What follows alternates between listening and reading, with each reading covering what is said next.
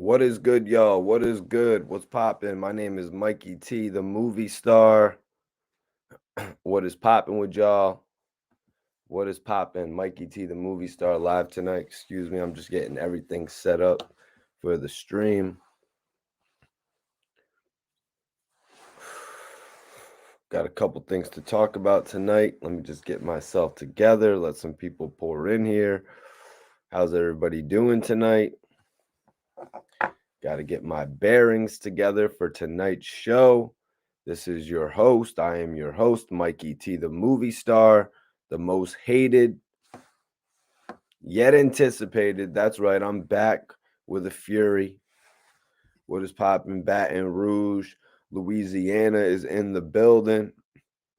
Major salute to you. Yeah, Jennifer, I just saw your message. Couldn't really read it. I was getting ready for the live. Buffalo, New York, 716 on the check-in. We got a hell of a live tonight. We're talking Young Dolph. We're talking Straight Drop. We're talking Chief Keef. We got some shit to talk about tonight. Tiz Dollar, what is popping with you, man? How you doing tonight? Louis Peasy, my moderator, is in the building. Okay, we're rolling. We're rolling. We are rolling. Hell yeah. VA 757 is in the building. All right. All right, everybody hit that like button. Hit that like button.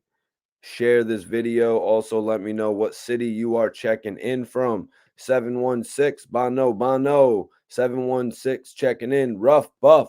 Major salute to Buffalo, New York. Had a good time traveling up there to interview Benny the Butcher. Right around Christmas of 2018, I had the opportunity to do that. Tell me if I'm butchering it. Is it Durham? North Carolina is in the building. Hell yeah, North Carolina, major love. I appreciate you tapping in. That's what's up. Wanted to go live tonight to talk to the people about a couple different topics. Mikey T, Richmond, Virginia is in here. Okay, that's love. Richmond, Virginia is in the building. Hell yeah, VA is all over this. 304, West Virginia in the building. Okay. My man, Magic is in the building. Mikey T, what are you smoking on, bro? I'm smoking on a couple different cookies brands. You know what I'm saying? If you want me to show you what I'm smoking on tonight, I don't know, maybe hit that super chat and I'll walk over there and get it. But I got a show to do. Boston, you heard? Boston is in the building tonight. Man, we got some things to talk about. The Bean is here. We got Washington, D.C. Gary Tayer's in the building. Hell yeah. Nah, Mr. Uptown. It's not a gumbo. I have not mixed everything together. I have a variety of smoke. I got a cheetah piss. I got a soap, which is a Sea Junkie Cookies collaboration. And I also got that pink runts.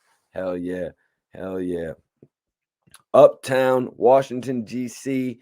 Juvie is in the building. Everybody share this video. We got a couple dope topics to speak on tonight, man. We're going to be talking about Straight Drop, who seems to be refusing to turn himself in. You know, he put out a message on the internet this past week. He said, all right, I'm going to turn myself in on Monday. I'm not talking all the 50 cent you're going to get paid on Monday shit, you guys. Straight Drop went on the internet, left a message that a lot of social media sites and a lot of internet websites picked up on, that he was actually going to turn himself in. And what has he done? He has released a music video. Straight Drop actually released a music video, and we're going to go over that tonight, plus some additional information I have as to what he is wanted for, in addition to the crime surrounding Young Dolph, a couple other things that he's wanted for. Straight Drop right now is trying to use this to his benefit with all the drop in music videos. He's even gone as far to claim his innocence.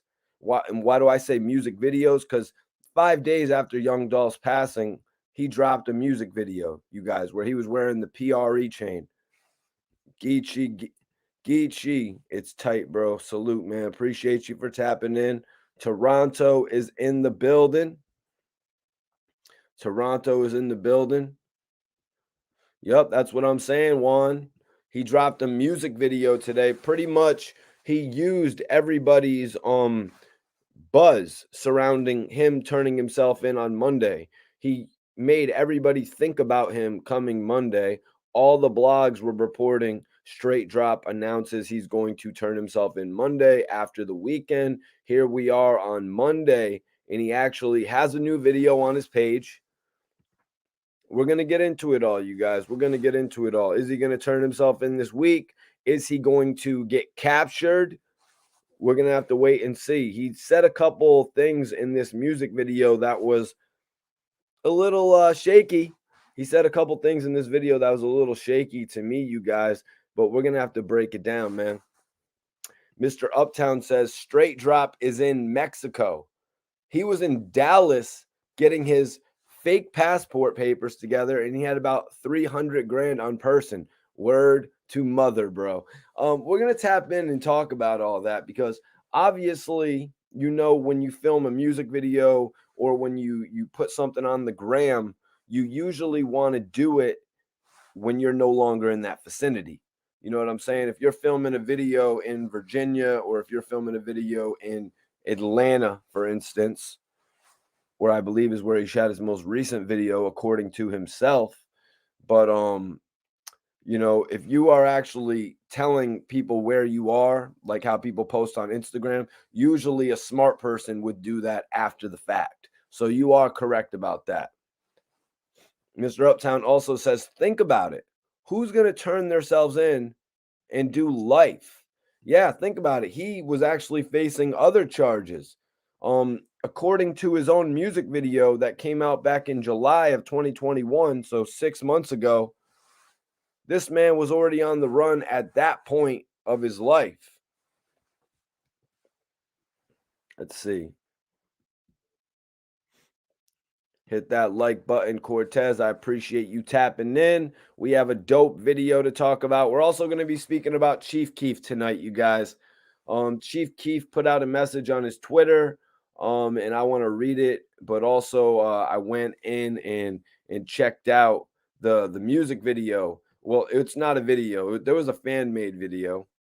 It was actually a fan made music video, but I went in and checked out the lyrics more so to the record that Chief Keef actually released a few years ago that he sort of alluded to on his Twitter. The record is actually called "Ain't Gonna Happen." Uh, this is a record that was released in 2018. Truth be told, this is past the time when I was really a Chief Keef fan. I was really a Chief Keef fan when Finally Rich dropped. When was that? Finally Rich release date. It was 2012. I was going to say 2013, but I didn't want to be disrespectful. You know what I mean? I didn't want to be disrespectful because I was actually banging that album heavy. You know what I mean? When they decided to make Chief Keef's out Finally Rich project an album instead of a mixtape. When Chief Keef originally got signed to Interscope, he was like, "Man, I'm not gonna call my album Finally Famous," which is what I believe Big Sean had called his one of his joints or something. He's like, "I'm gonna call my shit Finally Rich." He said, "I'm gonna call my shit Finally Rich" because he finally got rich. This project though that we're talking about today, this more recent song is from 2018, "Ain't Gonna Happen," and Chief Keef is reminiscing on a lot of his homies. Chief Keef is reminiscing on a lot of his homies that had passed, you know, guys like Big Glow, who we had briefly become familiar with.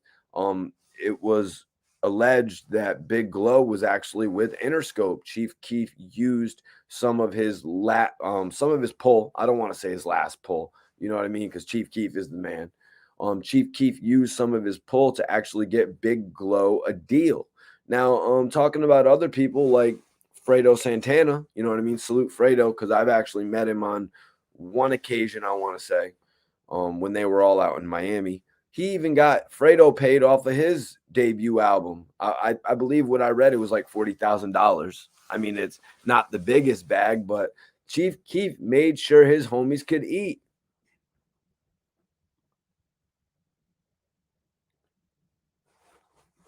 Who is who is Bama, bro? Yo, yo, yo, yo. Let's see. Mr. Uptown says he was connected to PRE through Key Glock. Yeah, that's what some people have been saying. And then when Dolph signed Big Moochie, you mean Big Moochie, right? That's when Straight Drop took that as disrespect from Dolph signing his ops while he was already affiliated. Yeah, man, sometimes the shit works like that. You know, when an act that you are opposing, an op, actually starts to bubble, you know what I mean? And then you take offense to that. It's like, damn, I'm affiliated with these guys. As soon as I get the record that goes, they're really going to be messing with me.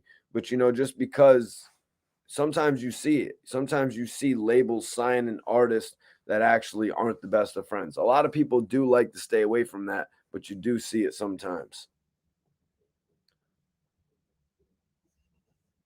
Appreciate you, Jen. Definitely appreciate you.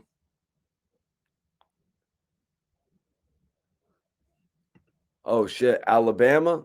Alabama's in the building. Yeah, I know a couple people out of Alabama, man. Major salute my guy Tez Soprano out of Alabama. He's with the On Top Paid gang. Uh my dude Be Nice and shit. But yeah, that's another story. But let's get into this record though. Ain't gonna happen. Chief Keef pouring his heart out on record. Of course, through the vibes of auto tune. Now, you know, sometimes auto tune is cool. Sometimes it's just really, really annoying, and sometimes it just sucks. But Chief Keef was actually admitting to crying over his fallen homies. He posted on Twitter about it. I guess he posted it as a fun fact. I don't know if he's posting this himself or if maybe he has an assistant posting a fun fact every single day. Nonetheless, we get a Chief Keef fun fact. Fun fact on front of Ain't Gonna Happen, a young was crying, thinking about them members. But every time I cry, I laugh. So I end up laughing and taking the crying out the front. You only hear it on the intro by the time I got to laughing. Now, if you listen to the song Ain't Gonna Happen, you'll hear Chief Keef doing his signature laugh. Um, and he also says here, thinking he was crying while thinking about the members who he mentions, you know, on each line of the song. So let's go over a little bit. He said, Fredo left me. You know, it's been cap or die. Tato's still retarded. He's still fried. Tato is fried. So so right there, you know, he's talking about Fredo and Cap's passing. As we know, they both passed, but he's sort of talking to them in a sense, letting them know how Tato is doing, you know, because Tato has been running with Chief Keef the whole time. You know, what was it? Tato like the Molly water? Is that what it was back then? You know? Uh so he's sort of like, if you look back at other tracks, he's sort of basically reminiscing to his homies and telling his fallen friends about the guys that are still here. He says, I see big glow in the big sky. I see big glow in the big sky. Crazy how it turned me to the big guy. Now I had mentioned that Chief Keef got Big Glow a deal with Interscope. They were saying the Big Glow actually had a situation with Interscope, which I found interesting. Uh, so Big Glow actually went out in a crazy way, you guys, before his deal really materialized. And from what I gather in the interviews, Big Glow was kind of like a big homie to the Glow Gang or the Glory Boys, who then transformed into the Glow Gang. And when he passed, Chief Keef is saying it's crazy how it turned me to the big guy, pretty much really leaving him as the leader of his group. Crazy how it turned me to the big guy. Face dried up from all the tears I cried up. I want to bring my brother back, but I know it ain't gonna happen. I knew I had to be the man back when I had started trapping. Now, I'm not sure if that lyric is in regard to literal brother of Chief Keef. He didn't really give a name there. He literally just said, I want to bring my brother back, but I know that ain't going to happen. And that's really how he started the record off after the laugh. I didn't actually notice so much of a cry as he's saying in his message here, though. Like when I listened to the record back about 4 or 5 times just recently, you know what I'm saying, to prepare. And I didn't really notice a cry, but I did notice a laugh. Maybe the laugh was a little bit different than regular. You know what I mean? Maybe it was a little bit different. But like Chief Keef said in this fun fact, he said on front of Ain't Gonna Happen, I was crying thinking about them members. But every time I cry, I laugh. So I ended up laughing and taking the crying out the front. You only hear it on the intro by the time I got to laughing. I'm gonna go back, bang it a couple more times, see if I can catch that. Obviously, he says he cut it out for the most part, but you still can hear a little bit of it. Kind of interesting that Chief Keef posts this on his Twitter, in the last few days after years, because this song actually came out in 2018. No, this song actually came out 2 years ago. Fredo Santana passed in 2018.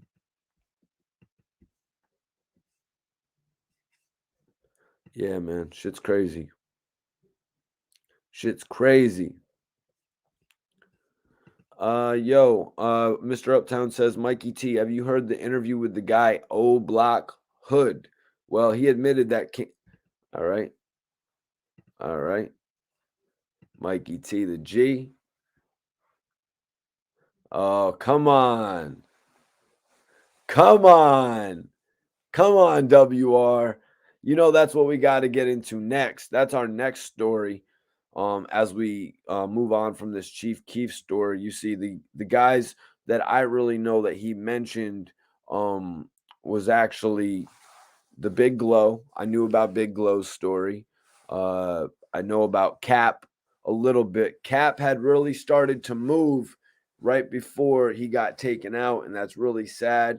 And Fredo Santana, obviously, one of the most notable. He was known from the original group of guys, really, when it was Chief Keef, Lil Reese, Lil Durk, SD, Fredo.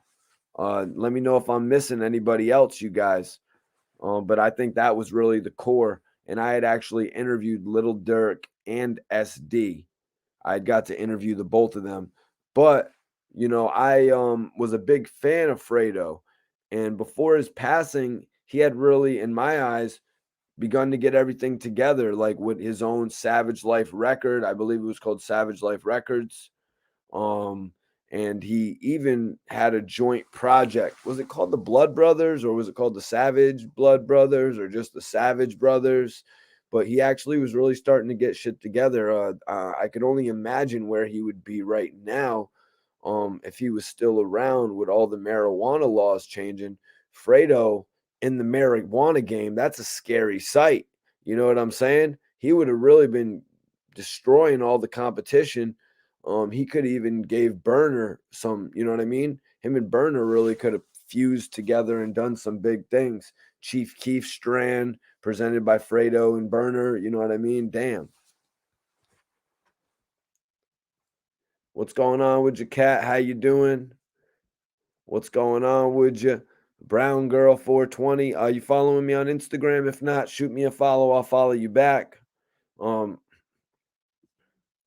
Kat says there's a lot of things these artists did not get to accomplish, and it's sad they get taken away from this world senselessly. Yeah, like I was just explaining, Big Glow had used his relationship with Chief Keef, not saying it like that, you guys, but he got an opportunity through his relationship with Chief Keef to sign with Interscope, and that was a real big deal, in my opinion. That's a serious deal for a guy like Big Glow to have a record contract with Interscope.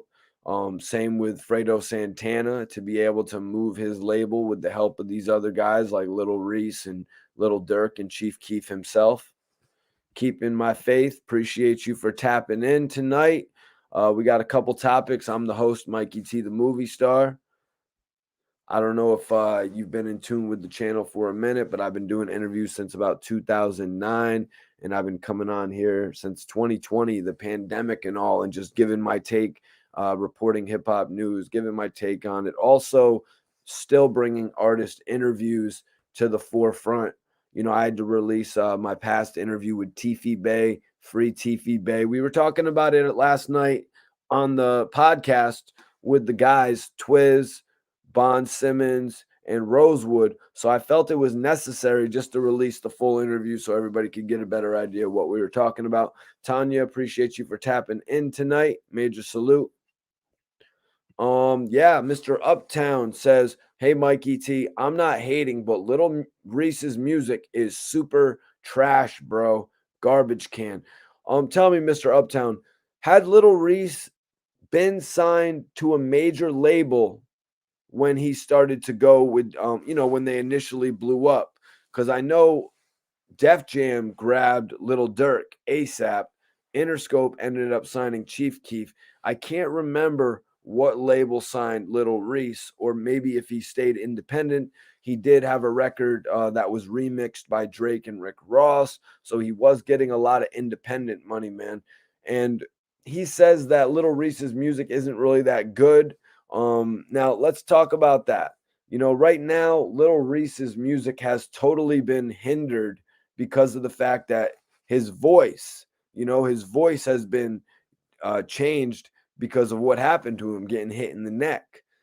His voice isn't the same, and it might be a few years before he gets his voice back to what we remember it to be, or it might never come back. So I don't really know what's going to happen with his career, but I just wanted to say that to say a lot of people weren't feeling Little Reese before his voice changed as well. You know, Little Reese did have a lot of people coming at him in regard to not being the dopest rapper. Like look at Little Durk blowing up because he's one of the guys that really knew how to use the auto tune. I appreciate everybody tapping in. I'm your host, Mikey T, the movie star. Tonight we're talking about a few different things. We're talking about Chief Keef admitting to crying. I mean, he'd crying over a major reason. He's crying over his fallen homies, Big Glow, Cap, Fredo. You know what I mean? Fredo, a guy that had been with him since like a really early beginning. Even so much that Chief Keef had him majorly credited for the album. Maybe he can reinvent his sound. You know, I was really into Little Reese's sound. Um but you need it in doses. You know what I'm saying? Like I like that. Like at the top, it's just us. You know what I mean? The way that they flowed that, I was really into it. You know, like, and I was thinking maybe something was gonna happen with him and Drake and Ross. He should have really maneuvered that relationship.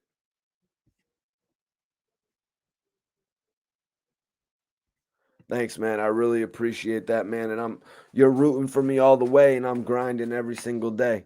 Yo, yo, yo, what up, Don? Don, leaning cup. Salute to my dude right there, Florida tapping in. Sup, big homie. The Don Leaning Cup podcast. I see big things for you, man. Anthony says Reese was trash, bro. You didn't like that record where Little Reese was like super savage, super savage, super savage, super savage. Yeah, you know, I mean, Reese just really couldn't get it together like Chief Keef and Little Durk ended up getting it together. Oh yeah. Oh yeah, we're getting to the straight drop. We got to talk about straight drop, man. Nah, man, Little Reese, like I was saying, Anthony. Well, you might not have been here, Anthony. I was really into the 2013, 2012 Chief Keef. You know, but when Chief Keef actually signed that deal with Film On and released the Bang 3 album, I was totally away from his vibe by then. When I guess some people say when Chief Keef started using lean to the excess in his, I remember this one song he did. I don't know if it was produced by Lex Luger or something, but he was coughing for the first minute and a half on a song. Like he was just coughing. And I'm like, yo, I love smoking Kush and all that. Like I love smoking Kush. I probably love smoking Kush just as much as Snoop Dogg. You know what I'm saying? I smoke as a hobby like BIG. But in all honesty, I'm not trying to hear a man cough on a record for 90 seconds before he even starts to get into the shit, man. Like that ain't my vibe, bro. Yo, Sativa Lack, Cambodian Mitch from SP, Stupid Young, salute to Stupid Young, MB Nell. Yeah, those guys are tight, man. Those guys are definitely tight. Ace, what up, Ace? He said, "What's good, y'all? I'm in Colorado. Major salute to Colorado, man." Don says Reese is the Grim Reaper of Chicago. Yep, that's actually one of his monikers. One of his monikers that's actually being questioned after what's happened to him a few times now. Um, Mikey T, Straight Drop has the same lawyer as Yo Gotti and Black Youngsta. Well, I'm not sure who his lawyer is, but I hear he's pleading that he's innocent. If he has the same lawyer as anybody famous, or if he has a lawyer that is of some stature, if he has a lawyer that's worth money, I highly doubt his lawyer is telling him to go on the internet and to reveal when he's going to be turning himself in and then release a music video. So I don't really know if I agree with that statement. Anthony says, I guess it's because I used to rap. So if you can't outspit me, I can't really always get into yo shit. Anthony, are you a fan of Little Durk? Because Durk can spit, but he also knows how to utilize the auto tune.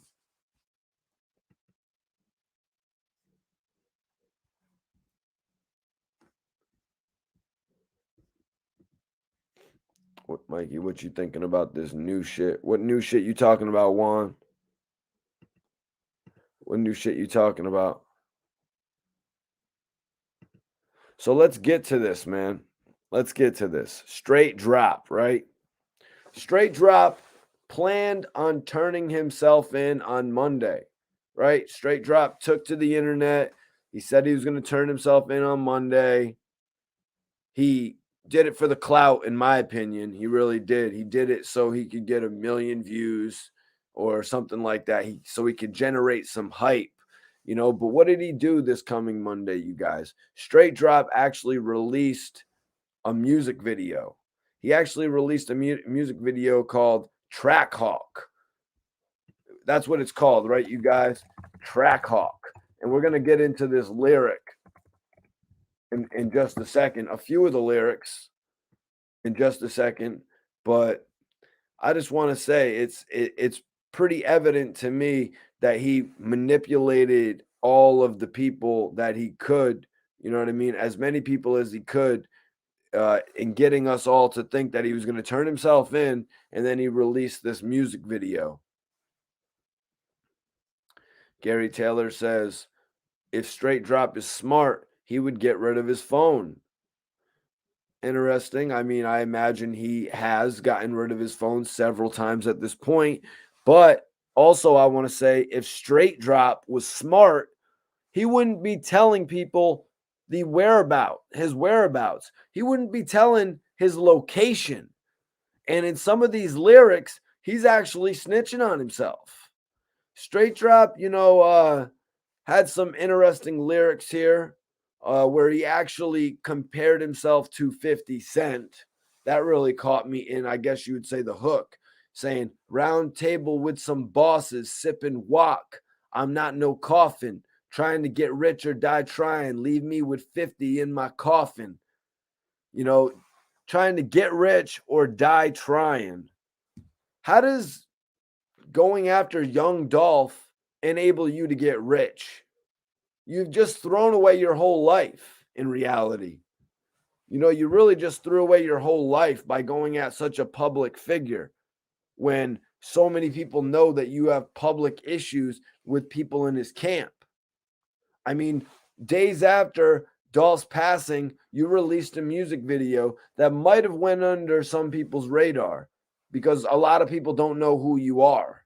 You know, a lot of people when they heard a song that started off going drop, like we would hear Dolph, we just assumed it was a Young Dolph B cut and we didn't listen to it. But anyways, Chief Don says change his name to Straight Stupid. Change his name to Straight Stupid. Yeah, I would agree with that 100% because of a lyric here that he has. He has a crazy lyric here. He says, out of state, I'm still strapped. I got choppers out in Atlanta. Feds watching on fake pages don't hold guns up on my cameras. What? Is this guy serious right now? Is this guy serious when he says that? He pretty much just gave away his location on his new song, Trackhawk. Out of state, I'm still strapped. I got choppers out in Atlanta. I'm going to say somebody from Connecticut got involved in some shit. I just read it on one of them websites. Somebody in Connecticut got involved with some shit. He ran to Atlanta and them boys found him. So this guy is now on a record that he's pushing publicly and he's admitting locations of his whereabouts. He's admitting that he has connections in Atlanta. He's admitting that he has connections in Georgia.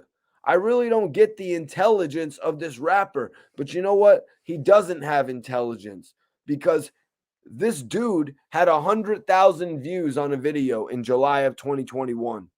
He had 100+ views on his video, and he resorted to something like this to get fame, to get notoriety.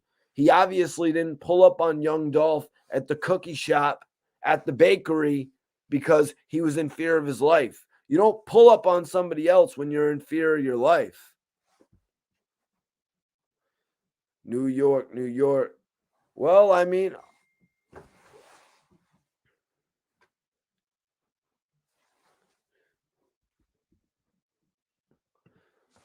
Tanya asked, Mikey, do you really think Straight Drop has a lawyer? My opinion, I don't think he has a lawyer. Tanya, I was speaking on this a little bit earlier when somebody was talking about Straight Drop's alleged lawyer.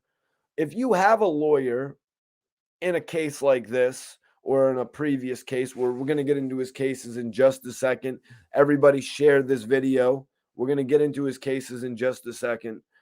But if you have a lawyer in a case like this, from what I've heard, you're usually paying a fee up front that can be taken away from you. I'm talking $40,000, $30,000, $50,000 that you could lose in a situation like this if you don't go to court. If you don't go to court and you do this to your lawyer could probably pull out and keep what is called the retainer or something like that. Hopefully, I'm not off with my wording. I've been watching some Sopranos, and I'm always on. I like to stay on top of shit. But in all honesty, I just got to say that I think if Straight Drop did have a lawyer, Tanya, and I appreciate the super chat, that he would be advising Straight Drop not to post music videos like this. You know what I'm saying? He'd be advising him not to post music videos like this, not to post online when he's going to turn himself in. It's not a smart move doing that. He's making his case a lot more public right now. And he's just kind of frying himself when it comes to, the court of law. So I don't think he has a lawyer right now, unless he has a lawyer that he works with in general. The lawyer that he knows he's going to call when he eventually does get locked up. But we're going to get into some of the charges in just a second. Anthony Jones said, did Uncle Murda whip Freddie too? What are you talking about, bro? Are you talking about on the 2021 recap? Because it was Jim Jones that had gotten into that whole situation with Freddie Gibbs. Lil Kizzo says, if he saved up his money, I believe he do. And Lil Kizzo, Straight Drop actually, he looked like he had a lot of bread.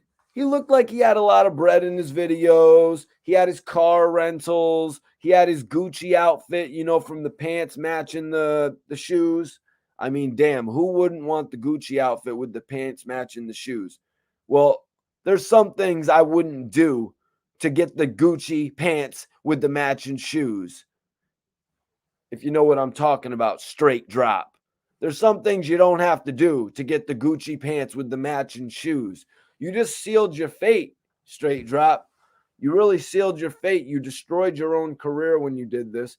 As I said, for anybody tuning in, the man had 100,000 views on a video in July. He didn't need to resort to this over jealousy, like we're watching the movie O with Mekhi Phifer and Josh Hartnett or something. Dude's mad that he didn't make first string of the PRE team. And it was basketball. In rap, it's PRE. I mean, come on. I mean, let's get into some more of this joint here though, because Straight Drop had some lyrics where he was talking about tell them little boys stop playing. 50 shots in 20 seconds. This shit go fast just like Sam. We put switches on them glizzies and put dubs in rubber bands. See what I mean? The guy actually has some lyrical prowess. The guy actually has an ability to get music videos shot. I mean, well, let me be real. This is only 3 music videos in a 6-month period. To me, that's not enough. If we're being real about it, if we're being 100% real about it, 3 music videos in a 6-month period is not enough, especially when one of those videos comes out right after Dolph's passing, and now you got to follow it up with this piece of crap just days before, just because you got a buzz off of saying you were going to turn yourself in. Guy says, I'm going to turn myself in on Monday. He captivates the whole internet community. You know what I'm saying? He gets an audience that is like, all right, good. I can't wait to hear the report about Straight Drop. Guy's first part of his name is Straight, just because he's got to let everybody know, I guess. Straight Drop, getting, locked up, seeing the charges that he's facing. You know what I'm saying? A lot of the Dolph fans were going to be relieved. Some of the gangsters were probably waiting to see that he didn't turn himself in. I'm not going to get into that. But yeah, he used all of that to bait us in.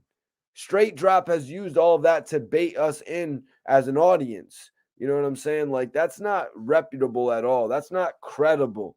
Max B didn't do shit like that when he was out on bail with a story to tell. He just put out good music. Man. And that's why I think that's bullshit about Straight Drop, man. Let's see. What's everybody saying in the chat, though? Appreciate everybody for tuning in. We got 100 people in here. Share this video, everyone. Kat says he's trying to be another Lil Wayne. He's trying to be another Lil Wayne. Interesting thought. I don't think he could ever be another Lil Wayne. To me, he's trying to be another Young Dolph. And in response to that, when somebody's trying to be like Young Dolph, why would Young Dolph sign them? There's a clear difference between a Yo Gotti and a Young Dolph. You know what I'm saying? A clear difference, you guys. Like, that's why Yo Gotti was interested in Young Dolph. There's a clear difference in Black Youngsta and Yo Gotti. And you know what? As similar as Moneybagg Yo is with Yo Gotti, there's a clear difference. Now, you look at a guy, but similar, right? Moneybagg Yo and Yo Gotti are similar, but Moneybagg Yo worked his way out of that shadow and proved that his music is good as hell. He doesn't even need a captivating storyline. His just music is good as hell. Now you look at Straight Drop, he's kind of like Young Dolph 2.0. Hell, not even Young Dolph 2.0. He's like Key Glock 2.0. You know what I'm saying? So it's like, and so it's like he's 3.0 because Key Glock is very similar to Dolph. You know what I'm saying? Just not as good in all respect. And then Straight Drop is like in Key Glock's shadow.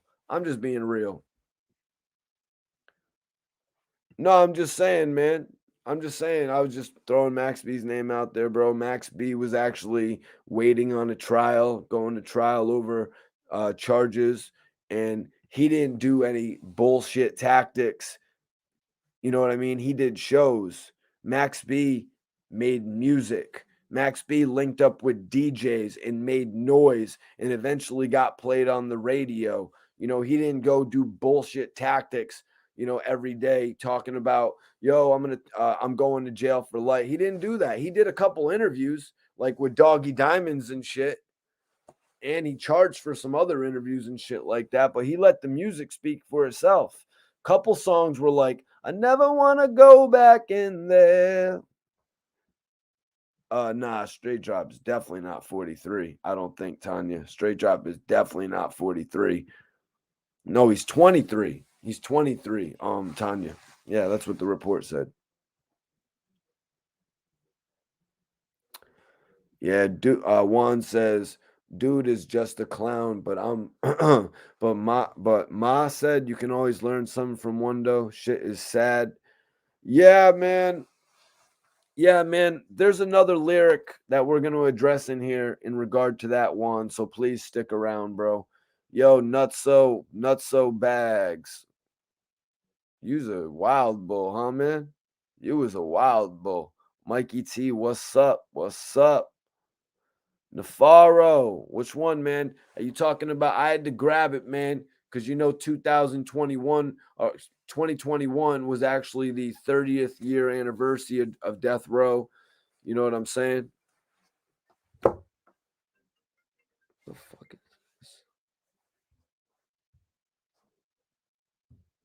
The fuck is that? I had to grab the let me see.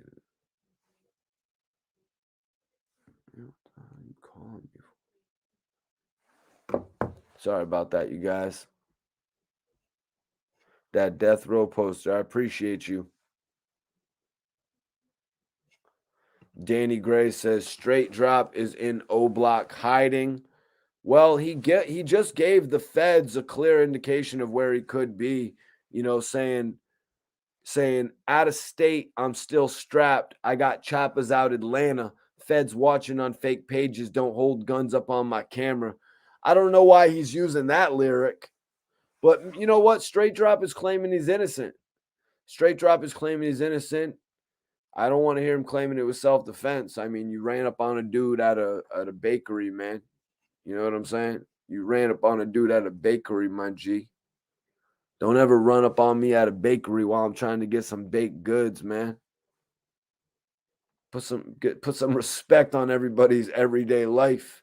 Dude gets the one opportunity around the holidays, around Thanksgiving, for crying out loud. Why the hell ain't you out doing something for your family instead of buying matching Gucci pants and shoes? You know what I'm saying? Dudes running around near the holidays, lurking around trying to see where Young Dolph is when Dolph is just going to buy some cookies, some croissants. What up, Anthony? Appreciate you for tapping in. Do me a favor, hit that like button, share this video. That's right. Chief Keef's new song, Yes Sir, slaps hard. All right, man. I'll give it a look. I'll give it a look, man. Like I said, I really lost touch with Chief Keef really after the Finally Rich album. Like, he really lost me as a fan. I was really banging that album hard. You know what I'm saying? That album was really heavy to me. So let's talk about it, you guys. In this song, Straight Drop actually says, I can't sign for less than 6 figures, and I need that in advance. I can't sign for less than 6 figures, and I need that in advance. 6 figures. So now he's not even gonna get $1 million deal. He's not going for $1 million deal. I don't know what rapper puts it in his song that he's going for a deal for 6 figures. Like, what? Nobody wants 6 figures anymore, man. Nobody wants 6 figures anymore, man. You better put 2 million on my deal. I mean, My podcasting deal, yeah, toss me a 500K. You know what I'm saying? Tanya, exactly. Who is going to sign him? Why is this guy talking about getting signed? Why is this guy talking about getting signed at this point in time? What the hell is going on in Straight Drop's head? This guy really must think it's sweet being on the run. Artists that are usually attached to cases like this, they don't usually get picked up right away. Do I need to remind everybody? Or NBA Youngboy first came onto the scene and he had a very, very crazy case attached. And that was one of the initial reasons that World Star picked up his video, because his name was actually attached to a case, a case just like this. NBA Youngboy went innocent and he blew up.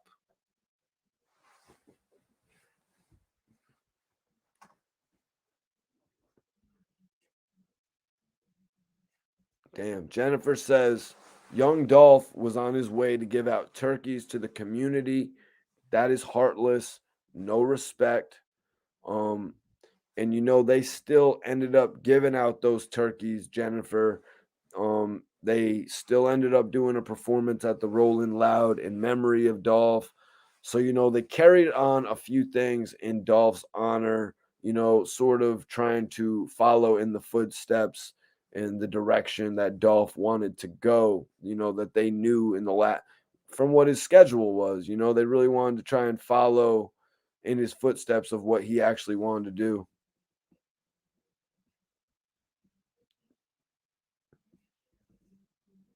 Hold on, Treasy. Treasy, yes sir is hard, and all the other songs on that mixtape CD. Don't sleep, MT, no cap. Well, Treasy, what's the mixtape called from Chief Keef? Because I really haven't been into the Chief Keef stuff since he signed with Filmon, just to be honest with you, man.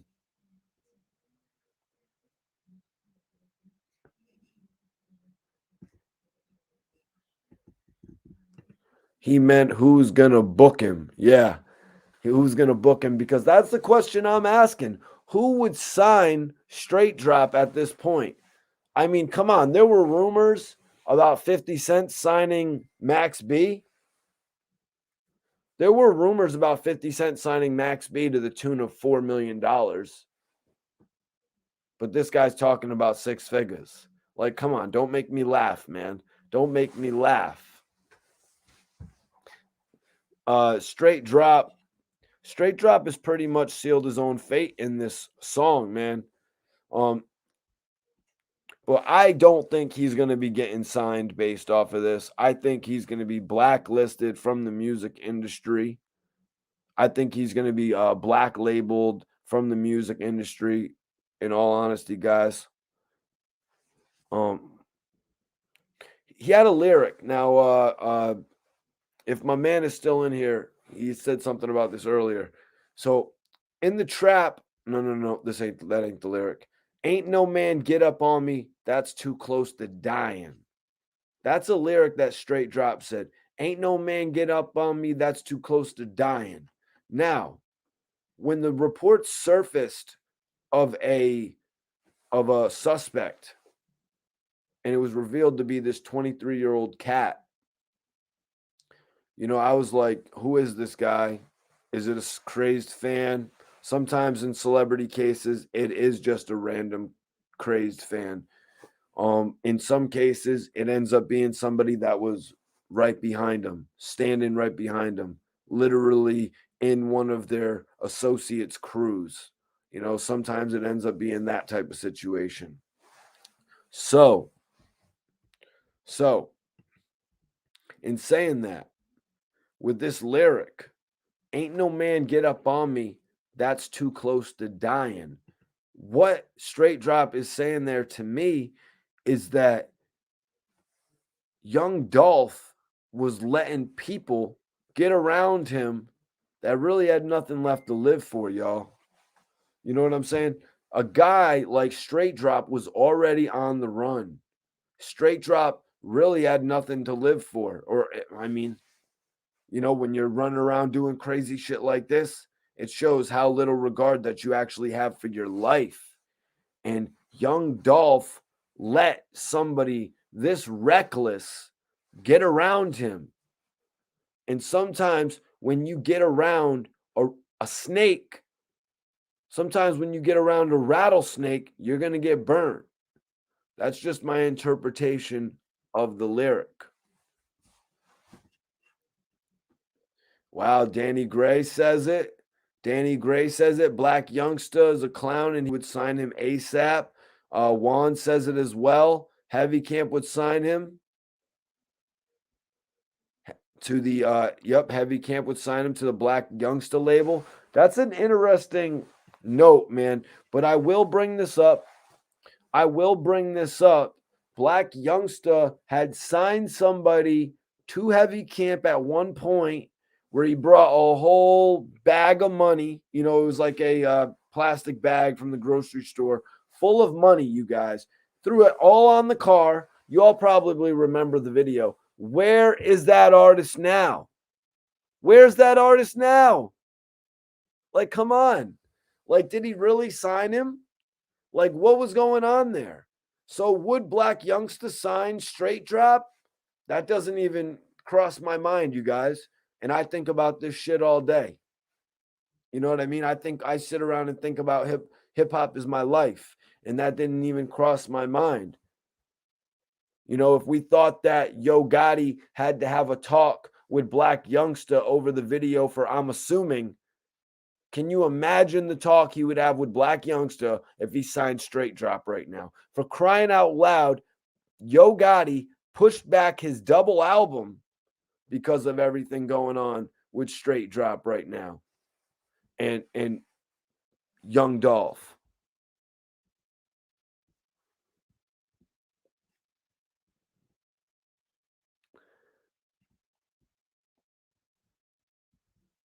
Jennifer says, I think Straight Drop is literally sick in the head for real. He's delusional or just straight evil. Sorry. I hear you. I hear you. It's sick when a guy is trying to capitalize like this off of somebody. You know what I'm saying? Because of jealousy it's the only thing I could see. It's because of jealousy of from what one of the guys in the chat said earlier, Young Dolph had actually linked with another artist that had issues with Straight Drop. Straight Drop apparently stole this guy's jewelry. The person in question is an artist I'm not all too familiar with, Big Moochie. I wasn't really familiar with the artist on Young Dolph's label. You know, they had Jay Fizzle, Paper Route Jay Fizzle. I was really just starting to get familiar with Key Glock. So you really can't expect me to know every single artist that Dolph was signing. You know, he really didn't have the time or the opportunity to start pushing this guy. Paper Route Empire, PRE, was really just at its beginning phases. That's why this right now, this is so crucial, you know, because there's a chance that Paper Route isn't going to get to see the success it was undoubtedly going to have.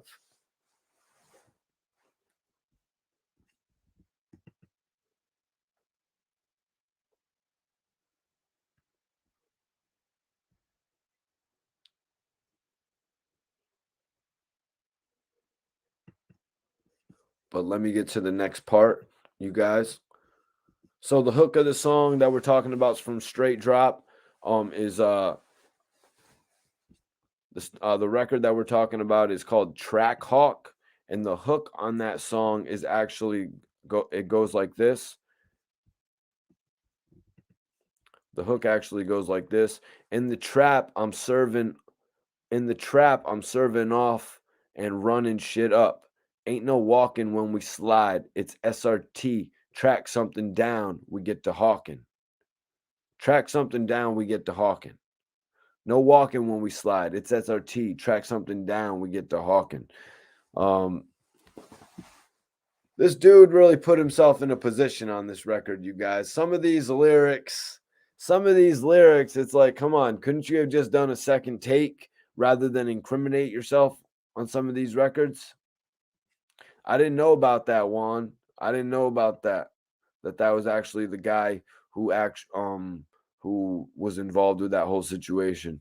I don't really know about that, so I'm not going to comment on it. CMMG says Trackhawk is hard. Been slapping it all day. I don't necessarily agree with that, bro. I'm not gonna agree with that, man. To me, Straight Drop is kind of like a third tier version of Young Dolph. I could see why Dolph didn't take any interest in signing him. I mean, it even goes down to the look. It even goes down to the look of the dude. The guy looks like Young Dolph. You know what I'm saying? Maybe he's a little bit shorter, but it's like, come on. How many dudes is Young Dolph going to sign that look like him? He already signed Key Glock, and that's one of my biggest, nitpicks about Key Glock is that he just looks so damn similar to Young Dolph, and it was making me question whether the people were going to buy into that or not. Rappers need to have their own identities. This is why Yo Gotti's label has flourished. That's why Young Buck working with G Unit was such a good idea when it was all New York guys. You know what I'm saying? That's why Rick Ross grabbing Meek Mill and doing something different rather than putting his own homies on. That's why these things work, y'all.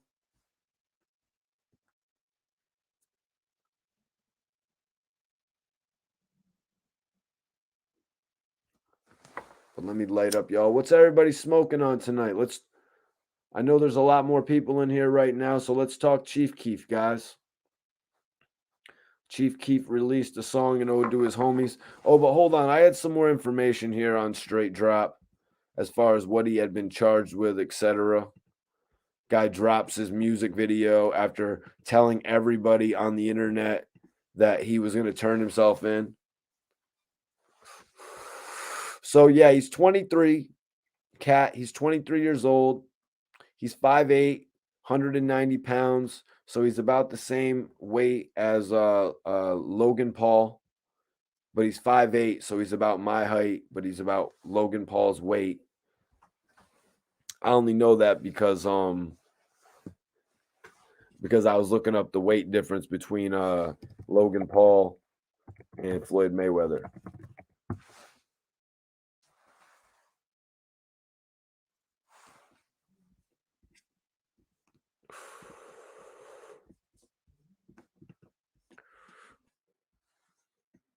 Excuse me. But yeah, so he's wanted by the Memphis Police Department and the Tennessee Bureau of Investigation for first-degree murder, criminal attempt, first-degree murder, and theft of property. 10,000 to 60,000.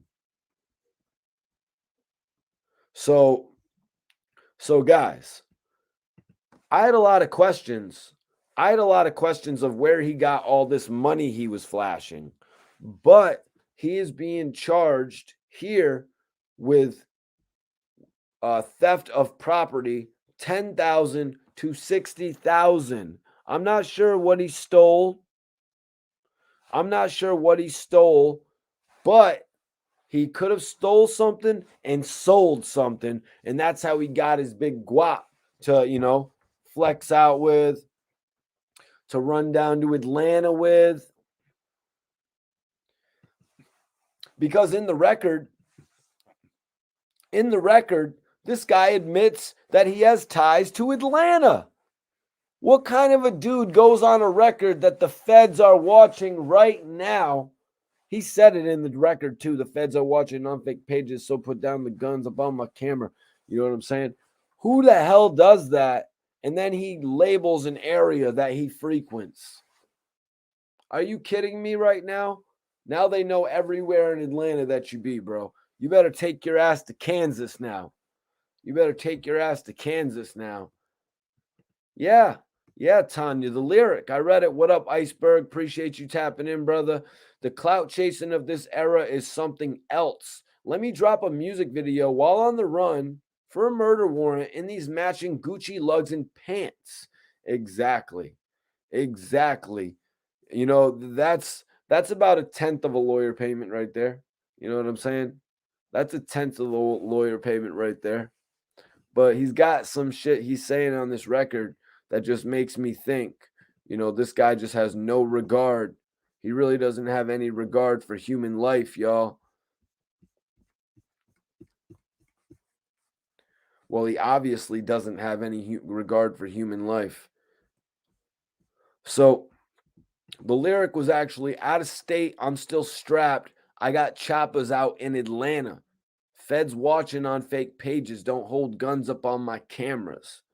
Who goes on a record and basically admits what part of the country they are in? Like, why would he do that? I understand he's 23 years old. I understand this might be a pre-existing record. Maybe he didn't record this joint in the last 2 weeks, in the last month. Maybe it's a record that's been in existence. Why not change the line? Are you kidding me right now? Why not change the line before publicly releasing your track when the whole world has their eyes on you? Uncut said he's in Mexico. Now, you see, man, that is a good thought. He could be doing this to throw them off. He could be doing it to throw them off. Let me tell you something, though. Whoever uploaded that music video on YouTube, they're going to know where it was uploaded from. They're going to know what state, you know what I mean? They're going to know all that information right there as well. Which is why I feel like the last time he did a video, he wiped his whole YouTube page. And the time before that, in July, when he released a music video, he didn't even release it on his page. He released it on a different videographer or a YouTuber's page. So any YouTubers that really mess with this guy right now, they're going to be on that watch list. You know what I'm saying? Anybody that uploads music videos for this cat, anybody that even probably does an interview with this cat right now to capitalize off of the views. Steven Rivera, appreciate you tuning in tonight. He's trying to be like Tupac on some Machiavelli type vibes. That's crazy, man. That's crazy to think about it like that. It's like he's here, but he's not here.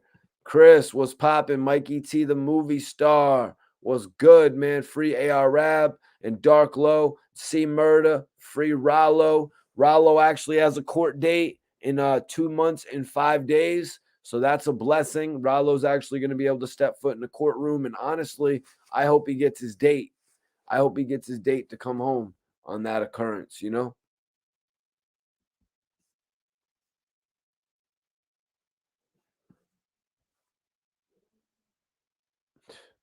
Jennifer says, when are they going to realize how computers work? Nothing is ever gone. Yeah, Straight Drop is not doing the smartest thing right now, but according to his other lyric, saying I can't sign for less than 6 figures and I need that in advance. Straight Drop thinks he's actually going to get a record deal based on everything going on. Straight Drop thinks he's going to get a record deal based off of all of this. I'm sorry to burst your bubble, Straight Drop. I'm sorry it's got to be Mikey T, the movie star, to burst your bubble, but nobody wants to put that album out.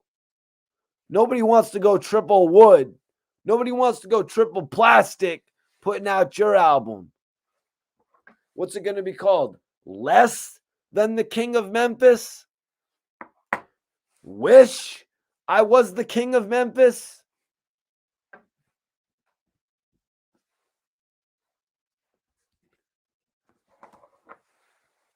But yeah, let's do. You want to see what I'm smoking?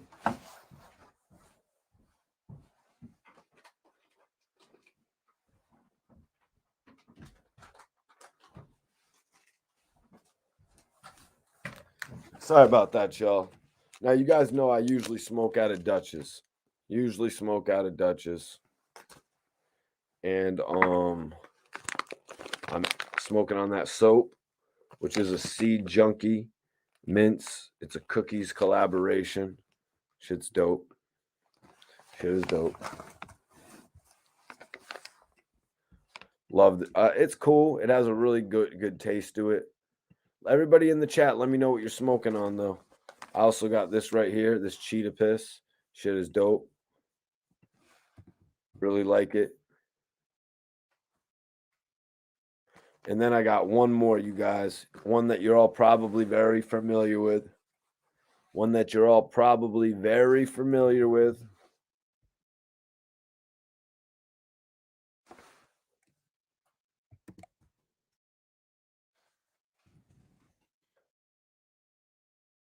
All right, I'm going to show you. My bad. I'm going to show y'all. Right here. The pink runts. Y'all are probably very familiar with this. Fly Prolific in the building. What's popping, brother? What is popping, bro?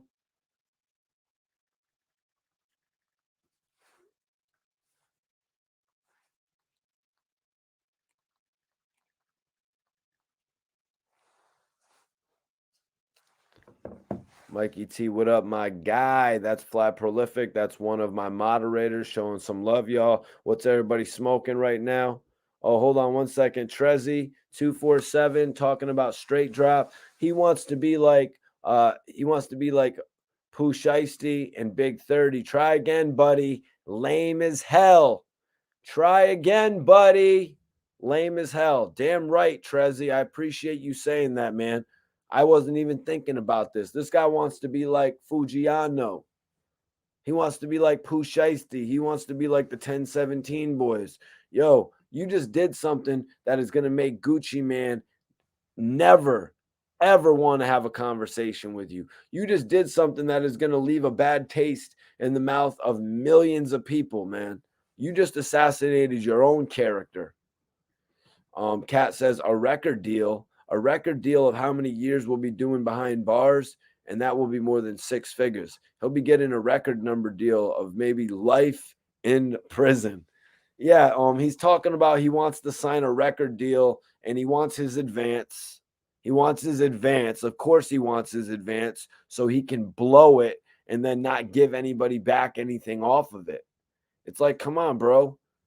You know what I'm saying? I'd rather a record label invest back in Crunchy Black. You know what I'm saying? That's my dude right there. Rather than invest in your bogus ass. Talking about nobody wants to hear your shit, man. Nobody wants to hear your shit. Let's see if this new video does 1 million views. I doubt it. My guy got that black diamond. I actually heard about that. I think I got that before. As a pre-ground. Salute, Ebon Films. We're about to have Compton Menace on the channel, brother. CMMG says, I swear to God, Mikey T looked like my best friend Ego, best airman ever. That's what's up, bro. That's what's up, man. I do appreciate you tapping in, CMMG. Mikey T only smoked the best bud. I try, man. I try. Hell yeah, Game 808. It's all about the terpenes and the flavors and shit.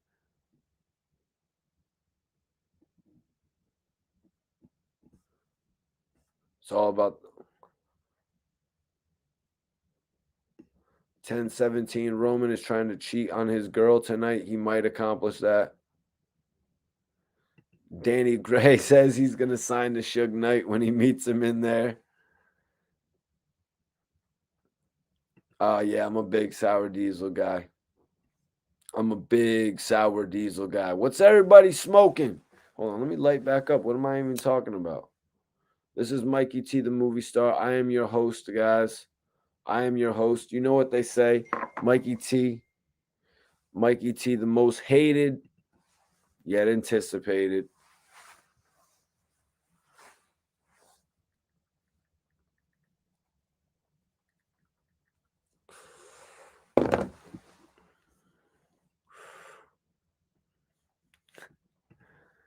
I guess Iceberg has a prediction of what Straight Dropp's new album's going to be called, and it will be available on JPay. Straight Drop Straight Dropp's new album will be available on JPay, you guys. He'll be selling it. He'll actually be selling it hand to hand in jail.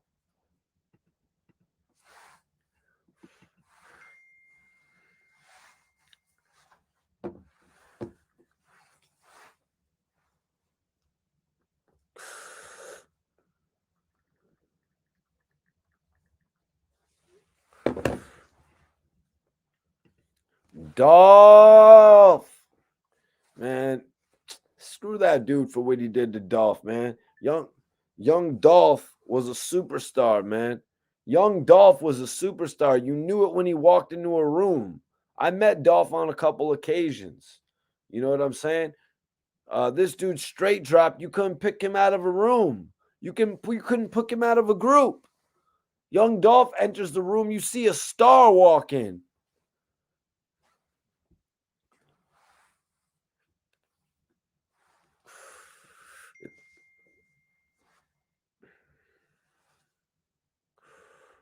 He's gonna be rhyming for commissary. He's gonna be like, drop. They're gonna be like, nah, stop doing that, man. Stop doing that Young Dolph shit, man. Now rap. Now rap. Before I make you clean my prison floor. Like, all right, I'm gonna rap, man. I'm gonna rap. And then he raps.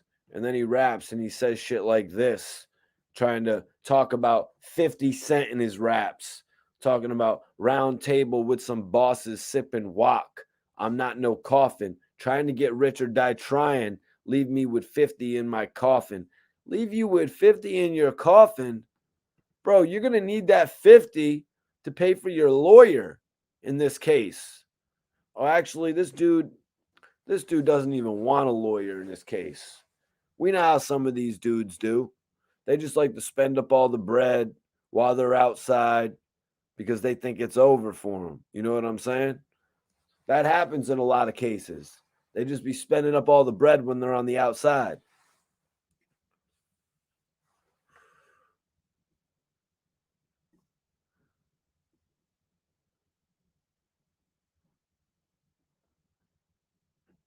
Alexa, play R&B by Young Dolph. Period. Steven says, hello, cat. Yeah, man, we had to come on here and talk about this guy, Straight Drop, pretty much tricking the hip hop community that I don't really consider him to be a part of, especially after what he did. He is officially exiled from Straight Drop is officially exiled from the hip hop community, and you can tell him Mikey T, the movie star, said it. After what he did, I don't think anybody has any interest. I don't see Black Youngsta, even though Black Youngsta is a wild card. Black Youngsta isn't going to come and do some foul, dumb shit like that and involve his name in all that situation.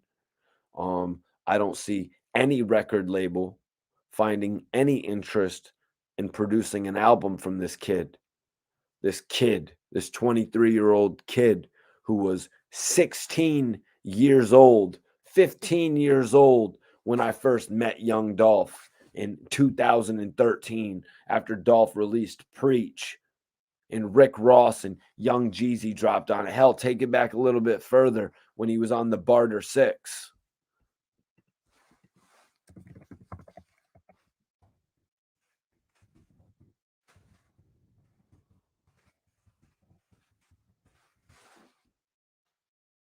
Actually, that wasn't taking it back further, was it? Barter 6 actually released in 2015.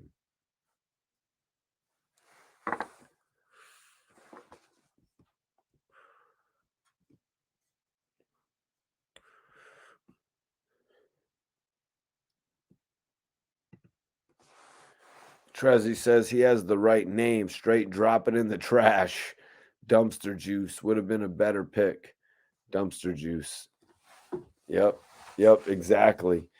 So I'm reading right there that he's actually wanted for theft of between $10,000 to $60,000. So that explained it for me how he got his money. That explained it for me right there. He did something to steal. He stole something that he sold, and then he flaunted all the money. But you know what? We've seen people do worse in the hip hop in I'm gonna say the wannabe hip hop industry. Like that one clown from Georgia. I'm not even gonna mention his name because he's disgusting what he did to his mother in order to get $90,000. Disgusting shit goes on in this game, you know what I mean? And this is just another pure example of it, of jealousy. You know what I mean? How jealousy can really turn to rage, man. I really appreciate everybody tapping in with me. I'm your host, Mikey T, the movie star. CMMG sounds. I'm from Marquette Park, Southwest. We just different. They just different. Different. Tanya sounds like a jack boy. Um, he wanted to make. I mean, all right. So I'm saying he wanted to make something of his career, right? I'm saying this guy wanted to make something of his career. But let's be honest. Let's be honest. I saw a video in July, I saw a video in November, and now we got another video in January. And the only reason he released this video is necessity. The only reason he released this video is he had a bunch of money that he wanted to show off from whatever crime that he was involved in. You know, that's why he really released this video. But in all honesty, I would tell any artist that I work with, and you could ask them, RBH, any of my guys, Majestic, anybody that I really deal with.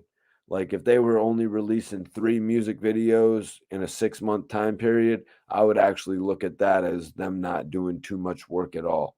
I expect artists to have a harder grind and a better work ethic than that. So what type of record label would invest $100,000, 200,000, 300, 400, whatever 6-figure deal you want with your advance so you could go film another couple videos and buy the other color of the Gucci matching pants and shoes that you want, you know? uh, why turn criminal? Well, Tanya, I think it's more of a situation of, sometimes when a guy goes to jail, they get involved with situations while they're in the can that prolong their stay in prison, that keep them there longer. So the homie, the dumbass, I should call him, Straight Drop, he obviously was on the run. He's been on the run for the last few months or maybe longer. I don't know with the pandemic and all that, but he's been on the run. When you're on the run, you're a little bit more dangerous than usual. You're more likely to do something a little bit more aggressively than you would usually do it. And depending on what you're on the run from, your whole life could change. Juan, I never heard about the pineapple piss. Now I do have the cheetah piss, but I never heard about the pineapple piss. Motor breath is cool though. My boy actually had some motor breath. Y'all know I'd be smoking the. Do I have any left? Yes. I'd be smoking the raws too. Straight drop the soap. But yo, please tell me, you guys, that you have heard the Straight Drop song, and at the beginning he goes drop. You know what I mean? It's like, dude, you are trying to copy Young Dolph like to a T. That is embarrassing, man. You don't get in this industry trying to copy another man. And I'm just coming on my platform tonight to say that's pretty much what Straight Drop was doing. And that's why Young Dolph didn't take any interest in signing him. That's why Young Dolph went and signed Big Moochie. You know what I'm saying? That's why he went elsewhere and signed somebody else. He wanted a different point of view. He wanted an artist that was going to set himself apart, not fall behind and just do everything that you're doing. Where's the sales in that? Pretty much was already doing that for his cousin Keeglock. He can't just keep signing everybody that's not really going to step outside the box. It's probably why he went over and worked with Moochie, because he had a little bit of a different look than all the other guys that were jumping in Memphis. Danny Gray, what's poppin', King?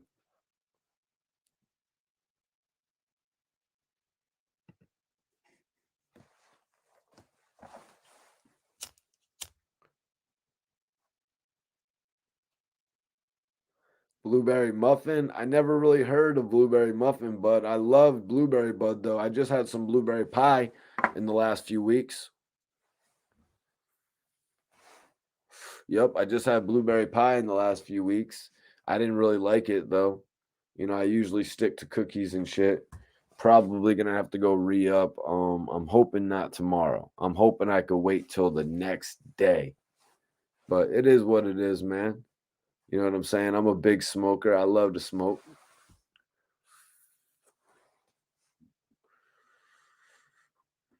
Oakland, Oakland, California, Venus. What's going on? Thank you for tapping in tonight. Appreciate you tapping in from California all the way over there. I'm in Connecticut representing the East Coast. Thank you for tapping in. She's on the zigzags. You saying you on the zigzags? Because I said I was on the Raws. Yeah, I'll be doing the Raws and I'll be doing the Duchess. That's just what I like to do. Yo, Trevion Haywood, what's popping with you, G's? Well, it was an old record that Chief Keef did 2 years ago. So it must have been 2019, I guess. 2019 it dropped, maybe even 2020. But it was a track that Chief Keef did in memory of his fallen homies. He was talking about Fredo Santana. He was talking about Big Glow. If you remember Big Glow, he was talking about Cap. And it was on a record that he actually dropped a few years ago. The joint was actually called, let me get to the message right here so I can read the message that Chief Keef actually posted on his Twitter. The joint was actually called Ain't Gonna Happen. He actually gave a message about that, of how he was actually crying at the beginning of the track, but he cut it out. Now, Keef said that if you listen, you can still hear a little bit of him crying at the beginning. He said, fun fact, Chief Keef, fun fact. On front of Ain't Gonna Happen, I was crying, thinking about them members. But every time I cry, I laugh. So I ended up laughing and talking. I ended up laughing and taking the crying out the front. You only hear it on the intro by the time I got to laughing. Now some of the lyrics on this track were about his homies, like he said. He rapped, Fredo left me. You know it's been cap or die. Tato still retarded. He fried. I see big glow in the big sky. Crazy how it turned me to the big guy. Big Glow was actually one of their older homies. And after he passed, when he had signed the deal with Interscope, Chief Keef felt like he had to take on the role of the big guy. And as we all know, watching hip hop artists over the years, there will usually be one or two guys that usually make sure the rest of the group is good. And Chief Keef, even though he's young and shit, had to take on that role. So that was really Chief Keef explaining how he had cried on the intro to one of his records. I was actually a big fan of Chief Keef back right before and right after he released the Finally Rich album. Kind of fell back from Chief Keef when he would start, experimenting a little bit unsuccessfully, in my opinion, with like coughing on tracks and shit like that for literally like 2 minutes during the intro. Yeah, I said Alabama was going to win. Yeah, that shit's crazy. The shit's crazy. Shit's crazy. The Backpack Boys. Okay, I never heard of them. Yo, Trevion, I had to come and talk about it, man. Chief Keef is a dope ass artist. You missed out on a lot. We actually started We actually started the whole show talking about Chief Keef and 300. It was definitely a dope intro to the show. We had to come on here. I got a couple requests to come and talk about Straight Dropp tonight, not turning himself in. Maybe he'll turn himself in tomorrow, but a lot of people are just saying, why would he turn himself in? Like, what's the point of that? Is what a lot of people are saying. He's just going to get locked away forever. He probably doesn't have all the money that he needs. I mean, he has a couple stacks, you know what I mean? A couple stacks of hundreds. So he's living good right now. How long is that going to last? I don't know. How long is he going to be on the run? I don't know. We're going to have to wait and see. Is it going to be a couple weeks? Is he going to still keep releasing music videos? I don't think that's going to be the case. I don't see him releasing any more videos after this. If he does, if he does, he's an idiot. You know what I mean? If he just like, because where's the real way for him to benefit off of being a rapper when he has to go face all of these charges? He's really, like I've said a couple times tonight, he really sealed his own fate when it comes to being a celebrity. You know, when you want to be involved in music or you want to be an actor, it's not like he wants to be a plumber. You know what I mean? It's not like he wants to paint houses. You know what I'm saying? It's not like he wants to build houses where he could get somebody else to front it for him. Maybe he could be a CEO. Maybe he could put one of his other homies on and get another rapper popping or something like that. But him being the face of anything, it's over. That's over with.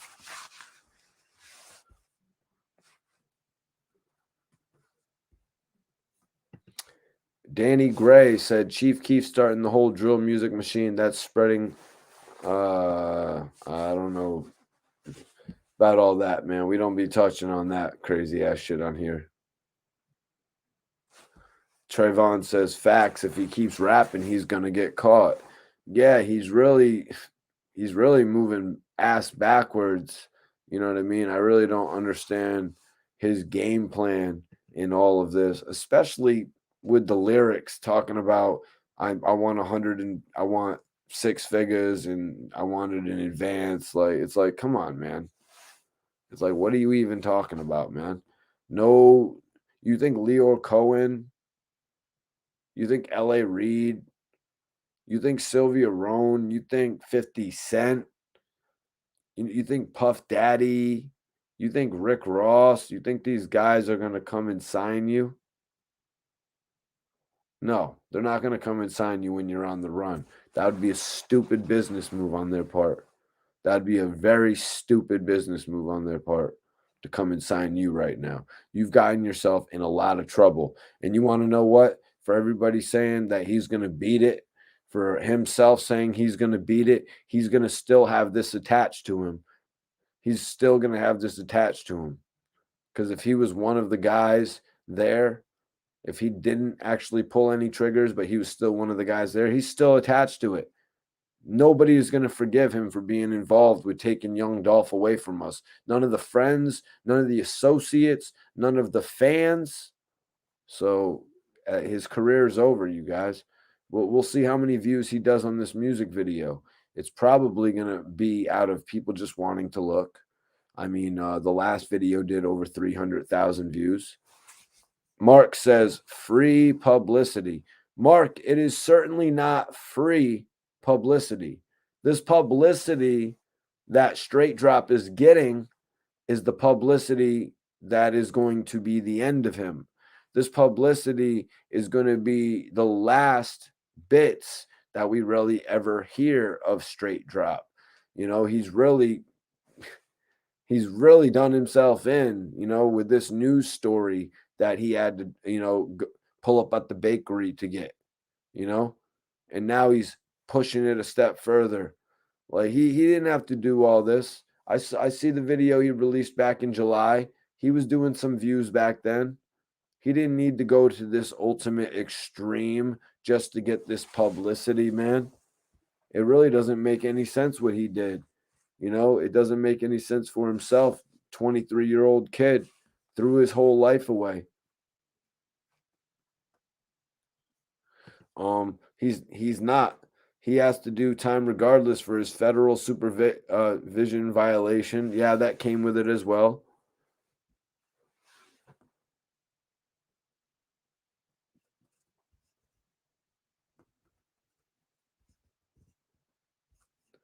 Danny says rap music ain't been the same since Tupac. You know, we always got to have that one of those guys in here. Appreciate you, man.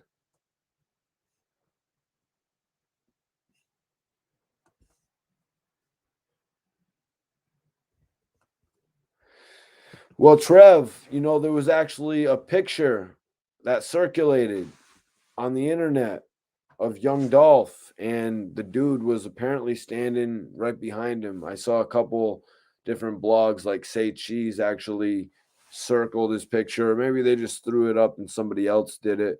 But I saw a couple major blogs actually reposting that, and it made me sick to my stomach, man. Just because we know what happened with Chinks. Like the guy who actually took Chinks out was wearing RIP Chink shirts. It's really just making me like think where the hell these guys' mental state is. But just to see that Young Dolph had this guy so close to him to the point where whenever the hell that was, you know what I mean? Like, I'll be damned if you're going to see me in a picture with somebody that's going to end up taking my life. Like, that just doesn't make sense. I would have thought Young Dolph was moving a whole lot better than that, to be surrounding himself with people who are eventually going to, you know what I mean, take his kindness for weakness. And ultimately, we see what happened. You know what I'm saying? You need to know to hang out with better people than that. You need to know to change your surroundings. It's like what they say, man. You just can't change everybody. You can't expect to change everybody.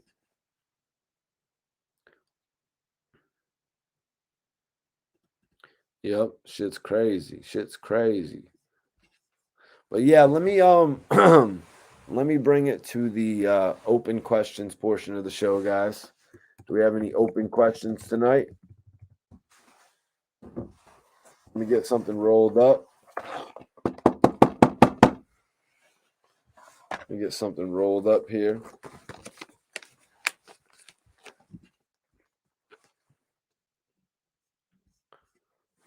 Well, James, 1 second. Let me get some water.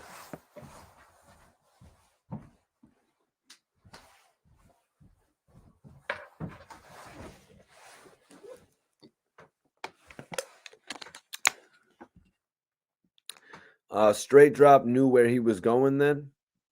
What do you mean by that, James?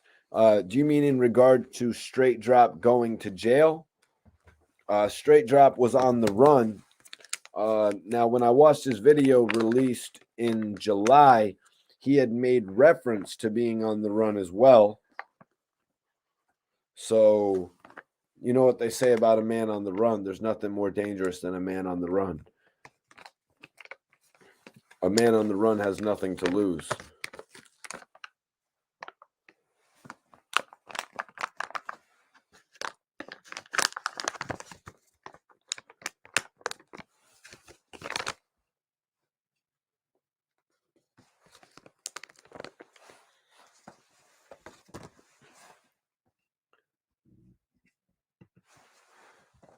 I'm going to roll up the rest of this soap right here. I'm going to finish this soap off tonight. Definitely had fun on live tonight. We are at the open questions portion of the show, guys. If anybody wants to ask any questions, I'm on board to answer whatever. I'm Mikey T, the movie star. This is my podcast. We can talk about whatever on here.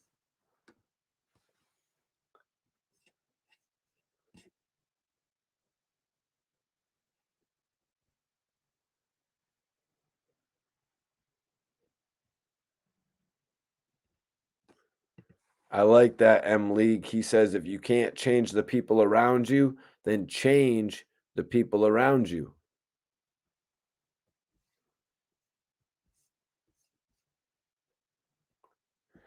Steve Drive, I'm not familiar with Power Force. What's up with you, XO King? What's popping, man?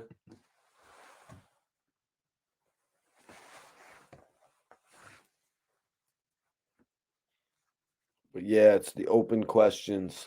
Anybody who has any questions. Trev says, what do I think about Pooh Shiesty? Pooh Shiesty apparently just pled out a few weeks back. We had talked about it. He pled out in his maybe his more serious case. He had two cases going on in Miami, one involving a botched robbery, a botched alleged robbery, and another one involving the King of Diamonds nightclub. Now I do believe a statement had been recanted in the King of Diamonds nightclub incident, and the whole situation at the Miami hotel, he had to plead out to conspiracy to possess a firearm charge. So I don't really know how long he's going to have to serve. Some people were saying as much as 5 years, as little as 5 years, as much as 10 years. I hope that's not the case because the homie had a young, thriving career. Yeah, he's pleading guilty to the conspiracy to possess the firearm charge. So he's going to have to cop out. He had four serious charges carrying 20 years apiece. That's why they said he was facing life. He was facing 80 years in jail based on those four charges. Jennifer, I don't know if it was 8 years that he got. Um, he has another case. He has another case, but I don't know if that'll be run concurrent. Trevi says, "You think he is a good artist?" Oh yeah, oh yeah. Pooh Shiesty was actually Gucci Man's first successful artist since he's come home. Uh, Pooh Shiesty is actually the one who got 1017 back up and jumping, you guys. You know what I mean? A lot of Gucci Man's artists weren't taken off, and I'm just being for real. I love Gucci Man. You know what I'm saying? I do regret missing an opportunity to go to a show with him and DJ Holiday. It really sucked. I was late. Me and my homie It's Matic were running a little late that night, but in all honesty, Pooh Shiesty really brought the 1017 label back after the signings that Gucci made when he came home, like Little Wop and Kids from the Six and Hood Rich Pablo Don Juan. After those guys didn't take off, and Rallo after they didn't take off, Pooh Shiesty really took off, even where Fujiano didn't. So Pooh Shiesty, I really did enjoy as a rapper. I just wish he could have calmed himself down a little bit.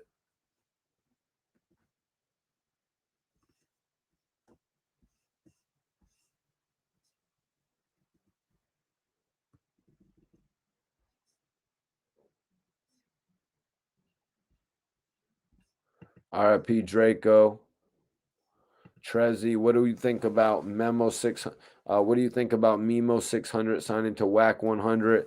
I think that's a good signing. I actually did a live about that a few days ago. Memo 600 could use this opportunity to have a dope manager who can get his music out there to the people that need to hear it in order for him to become a more successful artist.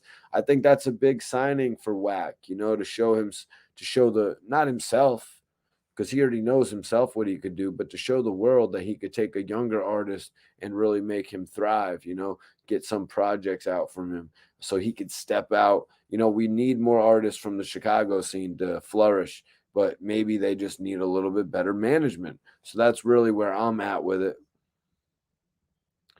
Yep. Yep, Danny Gray. Straight Drop was into it with Big Moochie Grape, and that's what led to this beef with PRE. Yeah, a lot of people were saying that's where Straight Drop had got the PRE chains from that he was flaunting in his music videos from the beef with Big Moochie. Now, that whole shit, it's like, really? Okay, so you're gonna beef with an artist that signed to PRE, a label that you're allegedly affiliated with. That's where the jealousy comes from, apparently. But how are you gonna take that out on Young Dolph? You know what I'm saying? How are you gonna take, and especially in that manner? Like, what the hell is that? Damn, thank you. I appreciate that, Steve. He says, I like the Skinny Me interview that you did. You always ask the best questions. Yeah, if anybody hasn't seen my interview with Skinny Me, go check that shit out right now. It's a dope ass interview.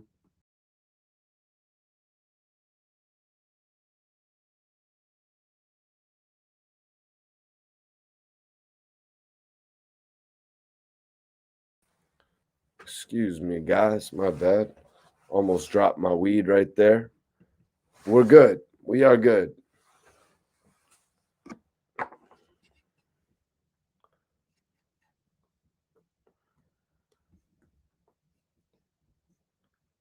That's a shame. Hood Rich go hard. Yeah, I was following Hood Rich for a little minute.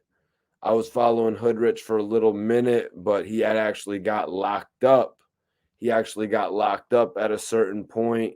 Well, that was way after. That was way after I really fell off from Hood Rich that he had got locked up. Danny Gray says they blackballed Rollo. Yeah, Rollo kind of got blackballed, but he kind of did it to himself in a way. Like he had, what he did to Rich Homie Quan, you know what I'm saying, making himself kind of look crazy, rolling around with tour buses and, getting himself flagged in the airports, uh, you know, bringing all that marijuana onto a jet. The new 1017, free the guys. Yeah, free Fujiano, whose music really started to take off, and also free Pooh Shiesty, who I was just speaking on. Both of those artists had really started to move on the 1017 roster. You got to respect what Gucci Man begun to do. I mean, the first 5 or 6 artists didn't really blow. The Asian Doll, Little Wop, guys like that.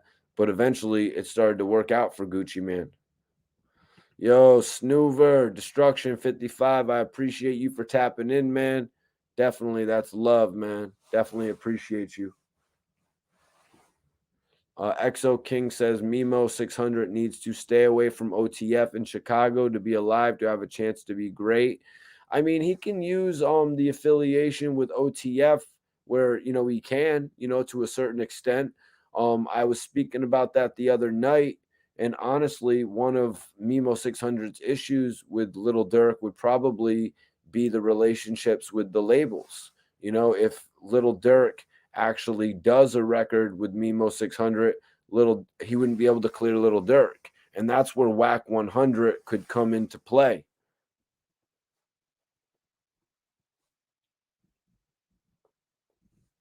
What's up with Dark Low? I actually haven't heard from Dark Low in a minute. I'm trying to get his information to write him right now. I do know he's in Mass, if that's where he's still at.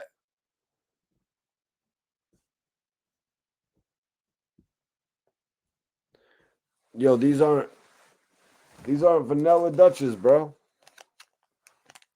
These aren't vanilla Dutches, bro. What are you talking about? Let me bring my guy in, Bond Simmons. What's up, Bonds? Salute. Peace. 55 Max says, yo, bro, do you smoke THC cartridges? Nah, not so much, man. Sometimes, though, I be grabbing them. I really like the OG Kush THC cartridges. Yeah. Mikey T, did you ever smoke gelato? Yeah, of course I've smoked gelato a few times. I even smoked the Cookies brand of gelato called Gelati. About to smoke some gelato right now. So, Bonds, this guy Straight Drop, he tells the whole hip hop community, right? Because everybody's eyes are on him, obviously, right now. He tells everybody, "I'm going to turn myself in on Monday," and then he releases a music video. Trolling, man.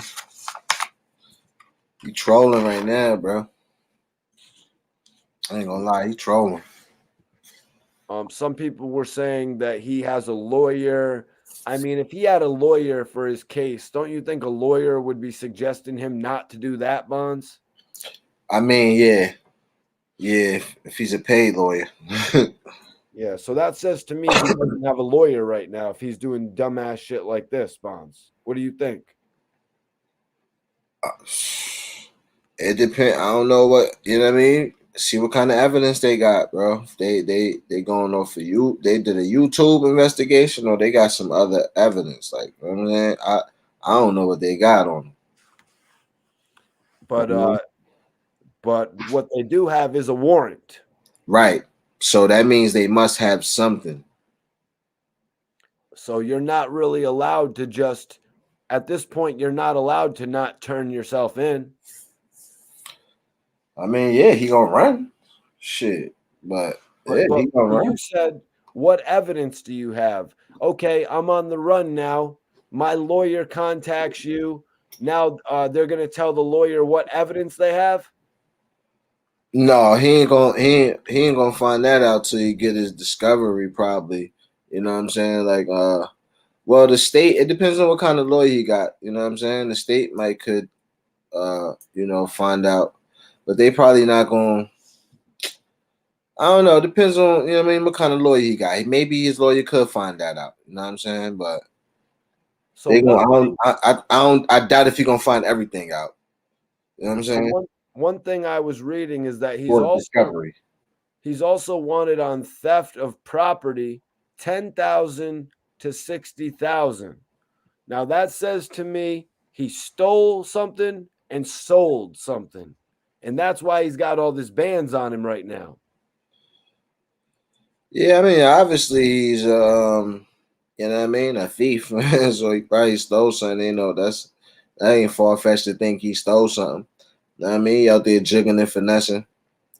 So yeah. You mean But in regard to the big Moochie grape situation? yeah, he ain't got no money really. Like that's all the money he got. He's spending all the money he got. He don't. It don't count if you got a stack of money and you don't got nothing. You don't own nothing. You know what I'm saying? So he releases a song and he's saying shit on the song like he's saying shit like I can't sign for less than 6 figures and I need that in advance. Yeah. Is this something that you could see happening? Is this guy going to get signed off of all this bullshit bonds? Nobody's signing that boy, man. Not no time soon, anyway. Yeah, man. Unless the ops gonna sign him. Yeah, like I don't even see Black Youngster signing him. Like some people in the chat were saying he could sign with Heavy Camp, but in all honesty, I mean, Yo Gotti pushed back his album. There's no way Yo Gotti okays that. Yeah, but if someone want to sign him to his imprint, that don't got nothing to do with Yo Gotti. I think if he did Just that, like Yo he put that Gotti, video out by the grave and all that, Yo Gotti ain't. I'm sure Yo Gotti ain't. I mean, wasn't okay with it, but he didn't care.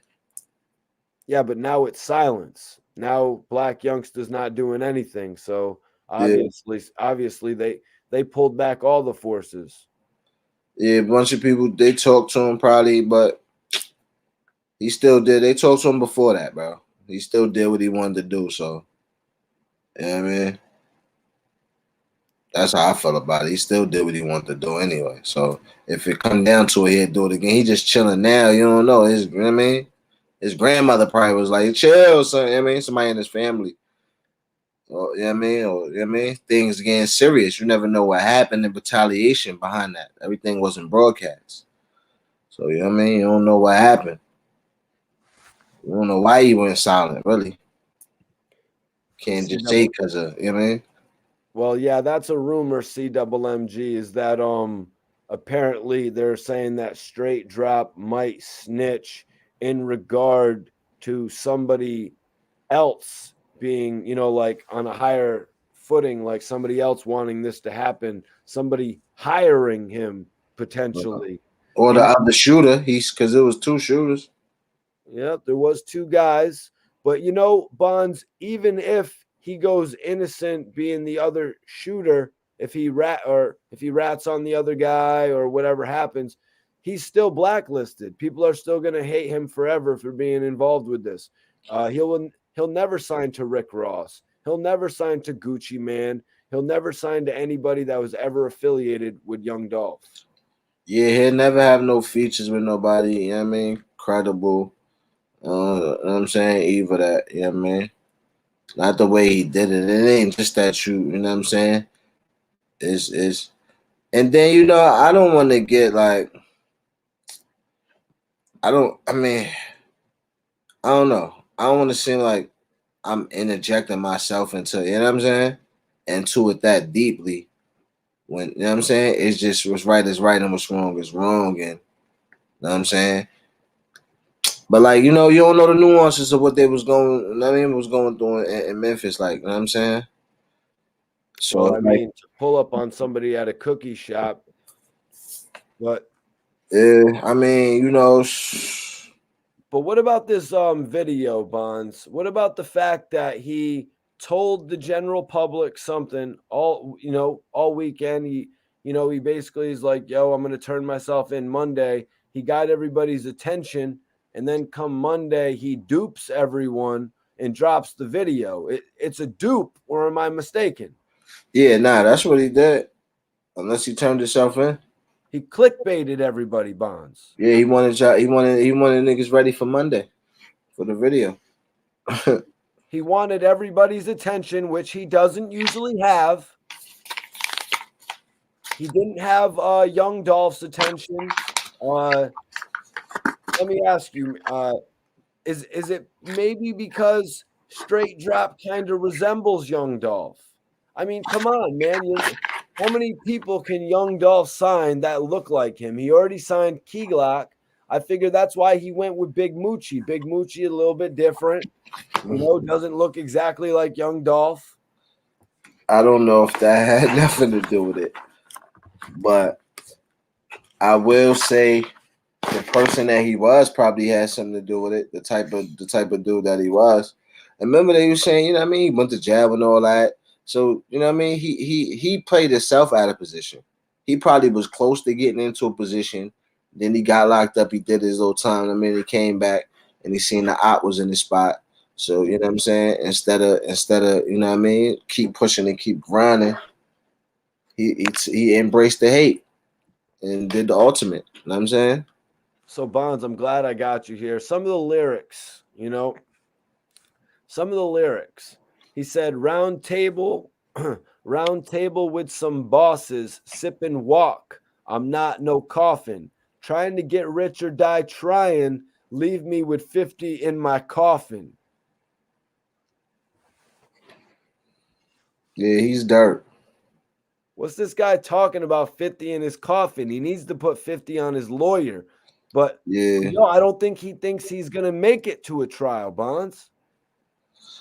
Nah, I mean, he feeling himself. He getting the most recognition he ever got in his life. He feel like somebody. So he's embracing his hate, man. He drugged up. He ain't paying attention to the situation. He don't know the ramification. He's waking up. He's on pills and swak. He's a crackhead, bro. He's zoned out, man. Trying to get rich or die trying. Well, he got the last part of it because he's not going to get rich now. Yeah, he's getting to the bag in a sense. That black bag. He's going to have a bag of laundry when he's locked up. He's going to be in a bag. So, let's get into these next lyrics. I want to dissect them a little bit. He's saying, tell the little boys stop playing. 50 shots in 20 seconds. This shit go fast like Sam. We put switches on them glizzies and put dubs in rubber bands. So he said here 50 shots in 20 seconds. That's crazy.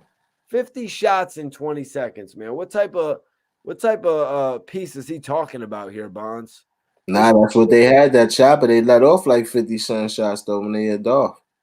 Ooh, 50 shots in 20 seconds. Yep. Yeah, it was about that. He really he talking spicy, man. We put switches on them glizzies. Uh-huh. What's he talking about there, Bonds? Putting switches on them glizzies and put dubs in rubber bands. Obviously, dubs 20, and rubber bands. 20,000, probably band up to 20,000. Wrap that in a rubber band. Yep. 5 of them things. Got a hundo. So, one thing that really caught me about this record is when he gave up a location that he must frequent. He actually put in a location of where he be at on this song. He said, out of state, I'm still strapped. I got choppers out in Atlanta. Feds watching on fake pages don't hold guns up on my camera. Why is he going to put a location on this record, Bonds? Talking about he's got choppers out in Atlanta. The guy is now basically letting the feds know his next move potentially. I Yep. mean, in all honesty, there was a dude out here in Connecticut who got involved with a situation where he was wanted for murder, and they just found him after a few months in Georgia, Bonds. Who the hell gives up their location like that? Furthermore, whoever uploaded this video, they're going to know where the video was uploaded from as well, Bonds. Of course, dudes don't care about that. They want to get the most views, man.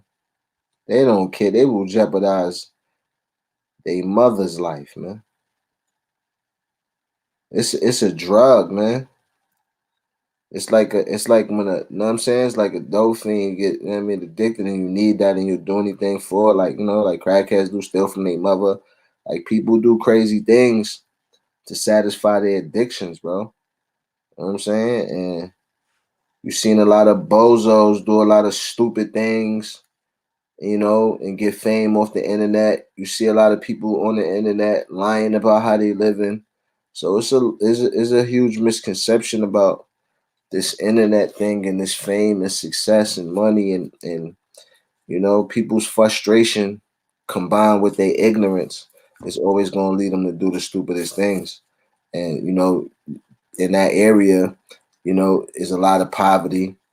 I feel bad because we in a messed up situation, you know what I'm saying, as a people and essentially as a whole world, man. So, you know what I'm saying? Like dudes in his position, like that straight drop dude, like, you know, taking somebody like Dolph, like it hurt, but it's like, yeah, it hurt for both of them too. Like, you know what I'm saying? It's crazy, but you know, like it's really deeper than rap, man. You know what I'm saying? But it's a messed up situation. I ain't gonna go too long about it. Yeah, you know, this guy had an opportunity, Bonds. I mean, in July of 2021, he had a video that did 100,000 views. Yeah, he could have been patient. That's what I'm saying. Is just, you know, that misguided, that ambition mixed with the ignorance, bro. You know, you're gonna make them thirsty decisions, dude. It's gonna be that's a recipe for disaster. You know what I'm saying? That's a recipe for disaster. Yeah, like I don't really get his motive because, in all honesty, I can't even name you any of the other artists really on PRE. You know what I mean? PRE wasn't the most successful label. They were still in the building phases. They were just getting Key Glock off. It wasn't like um it wasn't like Yo Gotti who has had a crazy, you know what I mean? And then you could be like, God damn, I'm supposed to be in Moneybag Yo's position. But like, you know, who's really in position from PRE for him to be jealous of? This guy was jealous of somebody that many people don't even know, Bonds. When you see other dudes, anyway, you just seen what Pooh Shiesty and them did. You know what I mean? They from the same areas. They made their own way. When they asked him like, "Yo, why you ain't sign with Gotti?" When he like, oh, I want to do my own thing. Respect to both of them, but I'm grinding up. You know what I'm saying? He got with Gucci. Like you can still keep grinding. You ain't gotta. You could do whatever you want to do in this world. Another man, you don't need another man to do it. You know what I'm saying? It's good to have help and work together. That's the goal, but there's no one man can stop you from doing something that you're destined to do, man. Yep. Yep. Yep. And you know what? There's a lot of people out there who can't generate 100,000 views of attention to their video. A lot of people who work hard to generate 20, 15, 10,000 views on their video. You know what I mean? I just really, from what you were saying earlier, I really can't believe that this guy could be thinking like that to the point where this type of clout was really going to get him anywhere. Bonds, like this doesn't get him anywhere, man. Like in all reality, he could have been patient, like you said, but I just got a feeling just watching the videos that he really thought this was going to make him famous, and now the videos have like 300,000 views on it, and you know that's not going to get him famous. Nah, and he got them views because dudes just want to go up there and look at him and you know what I'm saying and be mad and leave him a dirty comment. Yep. He ain't got them ain't going to potential fans, like you know what I'm saying. And he's not a businessman where he's gonna know how to capitalize off that the right way. You know what I'm saying? Because if he had half a brain, he would have played his cards differently. Anyway. Yep. Yep, he would have realized he didn't need PRE. He would have realized he could have potentially did something else. Yep, you're right, Bonds. It's just sad though, man. You know that thirst, like is you always that's why you gonna mess up, bro. You always that's another thing too. When you're thirsty, you always gonna miss steps. You always gonna miss a couple steps, man. You always gonna mess up when you're thirsty. You ain't never gonna. I mean, align all the things correctly. It's never gonna align correctly. You're gonna miss a step or two at least. How bad do they want to catch this guy, Bonds? How bad do the not the people in the streets? Right. How bad do the police want this man incarcerated? Like, how heavy are they looking for him, or is it more of a if they find him, they find him type thing? Do you think?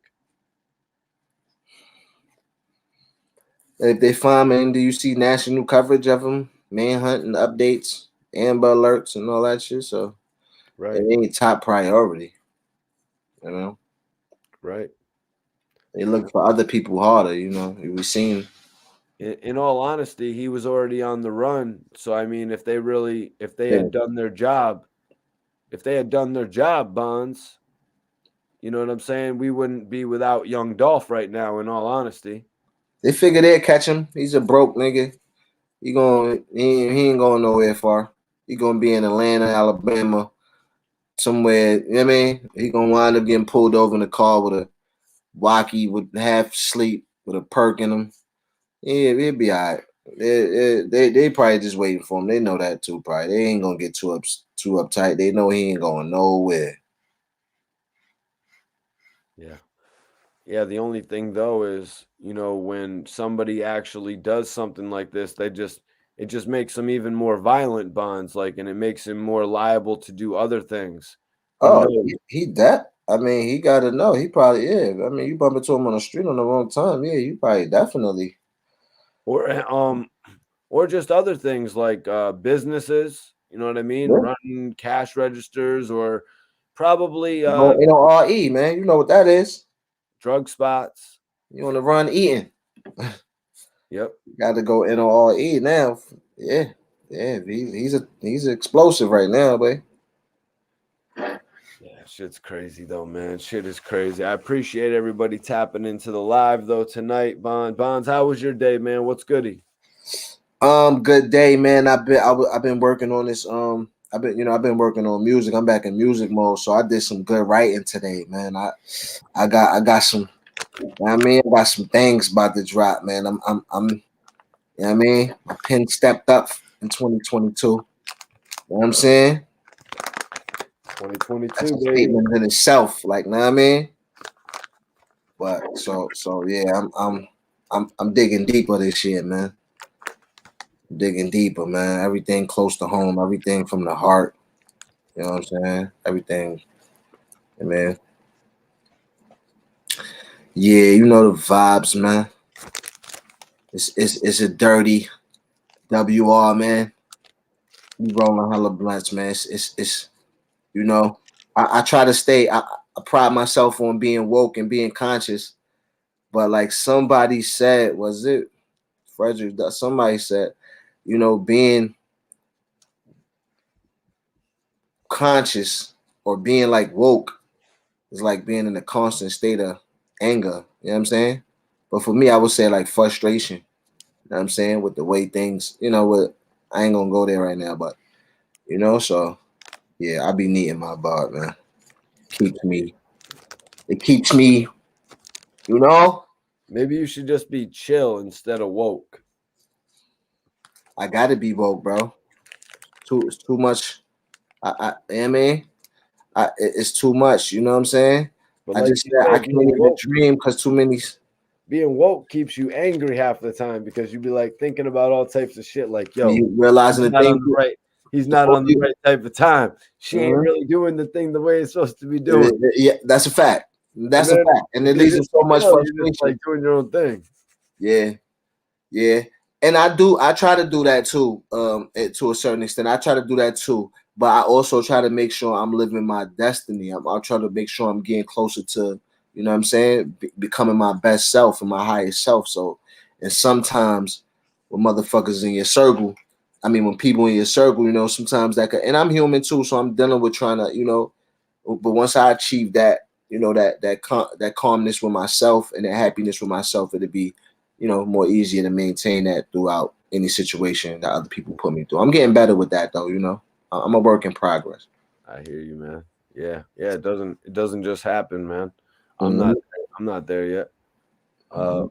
Wu-Tang said it best: nowhere to run, nowhere to hide. Better stay inside. Nowhere to run, nowhere to hide.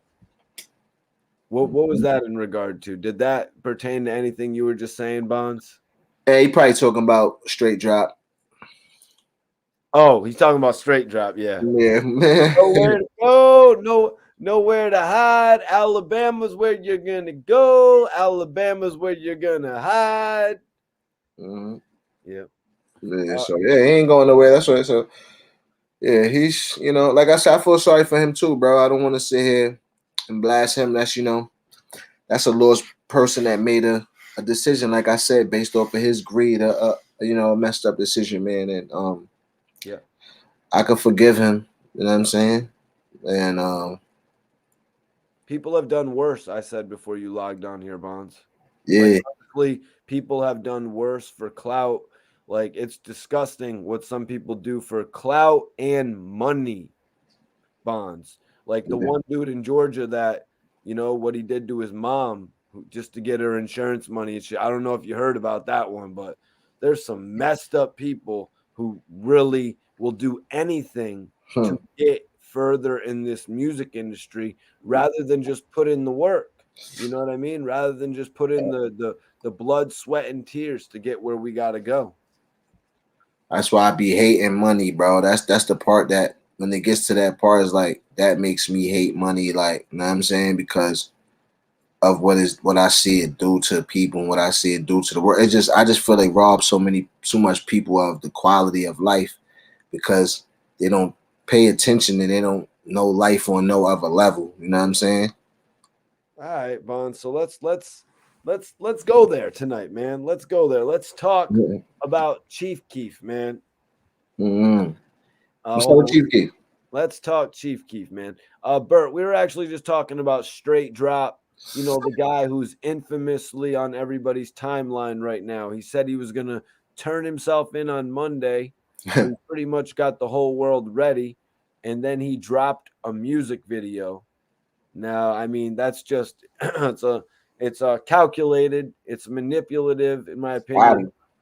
Wow. Uh, but let's talk about Chief Keef, man, because he had this record that he spoke about that was actually about 2 years old.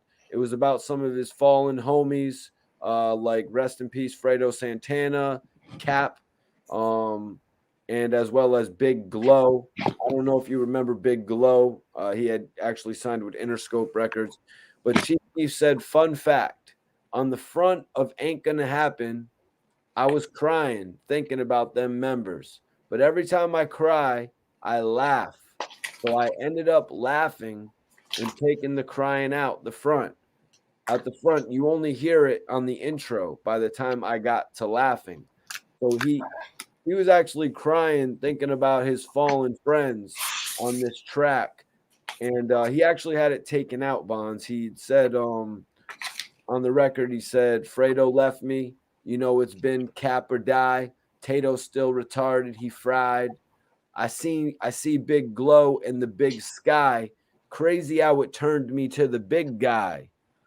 Um, Obviously, when he says Tato's still retarded, he fried, he's letting his homies that have passed on know that Tato is still living his life. What was it? Tato likes the Molly water or something like that. Uh, Fredo in the cut. That's a scary sight. I had said Fredo in the marijuana industry this day and age would have been a scary sight, Bonds. yeah, yeah, that's the wave. That's This the bag. Now this record actually came out about 2 years ago. Um, Fredo passed in 2018. I was way past my Chief Keef phase at this point, though, Bonds. What's your take as an artist, though, of Chief Keef admitting to actually crying on track? Oh no, I mean, that's real. I mean, sometimes as an artist, some artists like to go, just try to make a record that, think people like. But, you know, when you do, what I'm saying, what you're gonna eventually do anyway, when you do, write about the things that's, close to yourself, to you, close to you, is a release, bro. Like, what I'm saying? So if you do that, especially purposely, like, what I'm saying, you're gonna dump that, bro. Like, what I'm saying? You're gonna let that out. That's the perfect place. And then, people gonna identify with it, what I'm saying, with the energy, people gonna be able to feel it. So I mean, I think that's the best way to come. That's what's up, Bonds. So that's why I had to ask you, man. You know, you're the rapper on our podcast. So I wanted to ask you, man, is there a record that you ever recorded that has actually brought that same emotion to you where you actually teared up either when recording it or listening back to it? Yeah. Um, yep, two records like that. One though was a freestyle, and it made my whole family like cry because it was I did it to like Drake's God's Plan, and it was cause my house had got raided when I got, and I'm saying, I got locked in my house had got raided and my kids was there and all that. So my whole family went through that situation. You know what I'm saying? So I made a freestyle, and you know what I'm saying, the God's Plan, I rapped about that. And yeah, when they heard it, like, you know what I'm saying, it was emotional to me when I first heard it too. Like, but I had another song called Skydive, which I don't even know. I didn't even purposely, man. I don't even know how that came out like that, and is my second best stream song too. And I never even promoted it. Like, people just draw to that song. It's a dope song. I'm gonna send it to you too. It's called Skydive. It's on that Make Rap Greatest. It's kind of old. It's a couple years old. But, Yeah, but like I said, Bonds, this kind of came out when I had faded away from Chief Keef a little bit. But everybody can go ahead and check out some of Bonds' music. I just mhm. tagged it. Bond Simmons, Living Legend. It's on iTunes. It's also on Spotify. Where else can they get that if they're not in tune with either of those? Which I'm pretty sure. It's Local Legend, not Living Legend. Oh, what the hell? My bad. Yeah. But it's everywhere, bro. It's everywhere. It's everywhere. YouTube, it's everywhere. Uh, but yeah, that's the best part, bro. Check it out, Danny. Give us some Appreciate feedback. you, fam. Wow. Yeah, appreciate you, man. Yeah, go GT Massive, hit the link. I'm gonna actually put it up, pin it right now, so y'all can get in tune with Bonds' music. I got him to open up on that little emotional joint right there. Wow. We were talking about Chief Keef, getting a little bit emotional on the track, but I was just saying, Bonds, I kind of fell off from Chief Keef and after like he left Interscope Records. Were Yeah. you ever much into Chief Keef? I was into him like when he first came out with the, you know what I'm saying? And after that, Finally it was rich. like I guess probably like around maybe that time he left in. So I was like, I ain't gonna lie, I didn't like the stuff he was dropping. I was like, it's like he Mhm. was hot up. And like, I mean, it wasn't. One record he actually that I really, really was upset with, he actually coughed on the shit for like a minute and a half. I think I heard that record. I think that might have been the record that was like, I'm done. I can't even check for him no more. I like the I think Love Sosa probably was the last record that I really could say I liked of his. Like, you know what I'm saying? So Bonds, they were gonna originally do Finally Rich as a mixtape, but the contract they had with Chief Keef, it allowed them to drop him if he didn't move 250,000 units. Mm. Um, do you think like his lifestyle, the way he was acting as an artist, made them go, listen, let's just turn this mixtape into an album and see how he's actually going to do? And if he doesn't do good, we can exercise our right to drop him. Do you think they were getting a little bit of tired of his antics, missing the video with 50 and Wiz? That could have been a part of it, or they could have been, paying attention to how people was dropping, and people in Chicago was dropping, and probably thinking they don't know how long they was gonna have him there.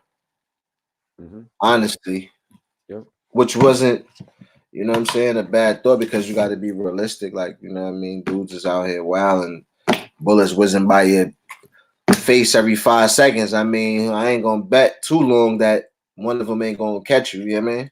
Oh, I was not thinking you were saying that, Bonds. I thought you meant like they were hot at the time. So let's see how many units they could actually move. I mean, it was funny. It was odd that Chief Keef got to release an album before French Montana. I mean, think about the amount of build French Montana had compared to Chief Keef. I mean, we must have watched French Montana for like 5 years building himself up on the scene. Chief Keef came in and within a year was ready to release an album. Yeah, but the don't like and all that, I don't think French had nothing with those type of numbers though. You know Okay, what I'm so saying? you saying don't like is better than pop that? It was a bigger record. Like, listen, that went viral. That was a viral thing. You know what I'm saying? So, they snatched him up immediately to, what I mean? Put that album out immediately. Especially, like I said, he was going through all that stuff. They don't know how long they gonna have that boy. Like, I mean, like, All from a right. business standpoint, you gotta. I mean, you invest $1 million. You looking at that, and if you looking at that, you gotta. You know what I'm saying? Honestly, factor that in, bro. Like, see, he's in a dangerous environment, and he's a dangerous dude. Because he's young and just out there. That's dangerous. And both albums actually sold around the same units first week. Him and French. Yeah. Yeah.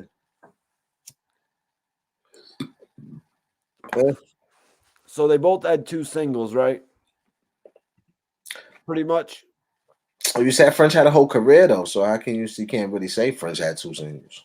But I mean, when it came to the album, like French had Pop That, and then Yeah. French had Ain't Worried About Nothing. He Yeah. also had Freaks, but I'm not really gonna attach that. That didn't really move too much waves. Right. Which it should have, but I think he was right. Jay-Z was right. French should have released Freaks third. Why didn't that work for him, man? French Montana was the first New York rapper to have Nicki Minaj on a track. Why didn't that work? I know what French was thinking. That should have went everywhere, but it didn't, Bonds. I personally feel like I don't want to. The beat? Was it the beat? The style of song? Yeah. They're like, freaks, I don't wanna. Nah, it's not even just a song. It's like people like French. I don't think. How do you think? All right, and as far as artists, where do you think French ranks at? Do you think like people respect him as? You think people respect his pen, or do you feel like he makes smash records? Like, you know what I'm saying, or do you feel like People are tripping he on has you a lot right of notoriety? I think the things that what I'm saying, he do outside of the, what I mean, like deals with Parvy, dating a Kardashian and all that. Like, and he do come through with them records every now and then. That's that's bangers. But I mean, I don't want to be. You know what I'm saying? And I don't like talking like this. Like sometimes, you know what I'm saying? Yeah, man. Yeah, I think you're on the Shay Davis shit right now, man. What? Like what? What? I'm hating on him. Yeah, like I was gonna ask Shay Davis about French in the in our next interview. Oh yeah, nah, you can't Because act shit I about didn't nobody. want to. I was doing such a great interview with Shay. I didn't want to throw it off asking about French. You can't act shit about nobody. Nah, I don't know, man. Maybe it's just that's why I say maybe that's just the fan in me. Like I'm personally not a fan of French like that. You know what I mean? Maybe I respect him as a business person, as what I'm saying, fellow New York hustler, and I respect what he did and all that. But just as a hip hop fan, I'm not really, what I'm saying. His bars ain't my cup of tea. Damn, did you ever watch his freestyle with Funk Flex? Nah. You didn't watch his freestyle with Funk Flex? I'm not. That's what I'm saying. I wouldn't even probably click on it. Like I'm You didn't sure want he to ain't see hit. the one where he's He like, had bar. He spit bars in there. Yeah, he was like, took the wrong pill last night. F my night up. Yeah. Come on, man. French is the man. French is The French chat got swag.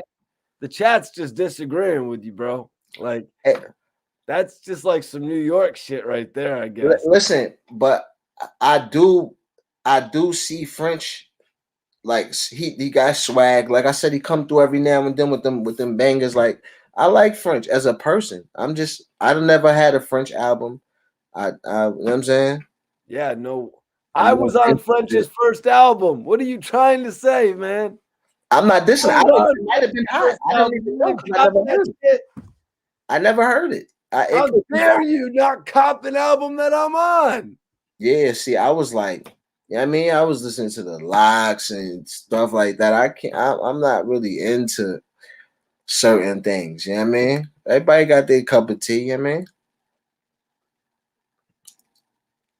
See, there we go. Somebody said something.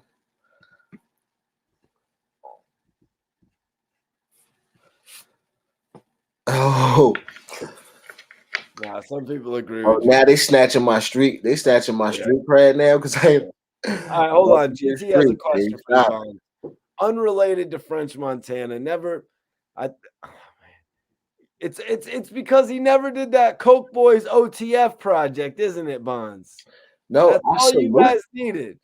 I salute French. He didn't put my video. He didn't put my video on the Cocaine City, man. Oh, that's what it is. Oh, you stupid. I'm fucking with you, Mikey, man. I ain't mad at French. I love French, man. I'm trying to text French right now, man. Shout out to French Montana, man. I got a love for you, French. My brother, man. GT Massive says, Bonds, do you link with industry cats? Bonds, this is a multiple part question. Bonds, do you speak with other independent movements? Do you dedicate time each week to speaking with other independent artists and labels? GT Massive asked you. Well, I actually didn't go to the shout to Pimpin' Ken, man. I was supposed to be at the hip hop fraternity meeting tonight too to be doing some networking, but I didn't go. But yeah, I definitely do that. I definitely network with a lot of independent companies. I've been independent for so long that my network is pretty much independent companies. Like all my friends are independent companies, and you know what I mean, stuff like that. So that's pretty much, you know what I mean, the circle of people I'm in. And industry artists, I do know a lot of industry artists. I've met a lot of industry artists, had relationships with, but I've learned that you know, people are shady, and maintaining industry relationships and doing my job wasn't aligned the same way. So, you know, I think I don't, you know what I mean, the way industry relationships I don't agree with. You know what I'm saying? I only like organic relationships. So I ain't, you know what I mean? That's how I feel about that. Andy Gray, I would respectfully crush French Montana. You know what I'm saying? In what? A battle? Yeah, battle versus whatever type of. Bro, you know French used to battle, bro. What else? I can't battle him in money or nothing. Shit, I gotta battle him in something that I can actually got a shot at. You know what I mean? Beating him. Oh. Come to these bars. You know what I mean?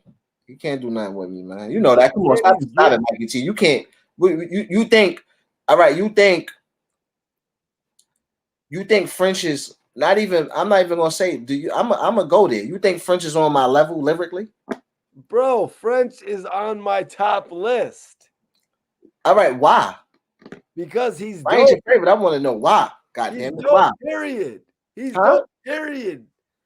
Is he? I kind of agree with you that he got swag and all that. He's dope. I give him that he's dope. But I'm not saying is he dope or not. I like French, got swag. He's smooth. I agree with you. He's dope. I'm talking about his bars. Yeah, he kills it on he the goes in the booth and spit dope, talk dope. He go in the booth and. Bonds, I don't think you want to see French on a battle tip, bro. He's sick. I love you, Mikey. You my boy, Bonds. You bugging.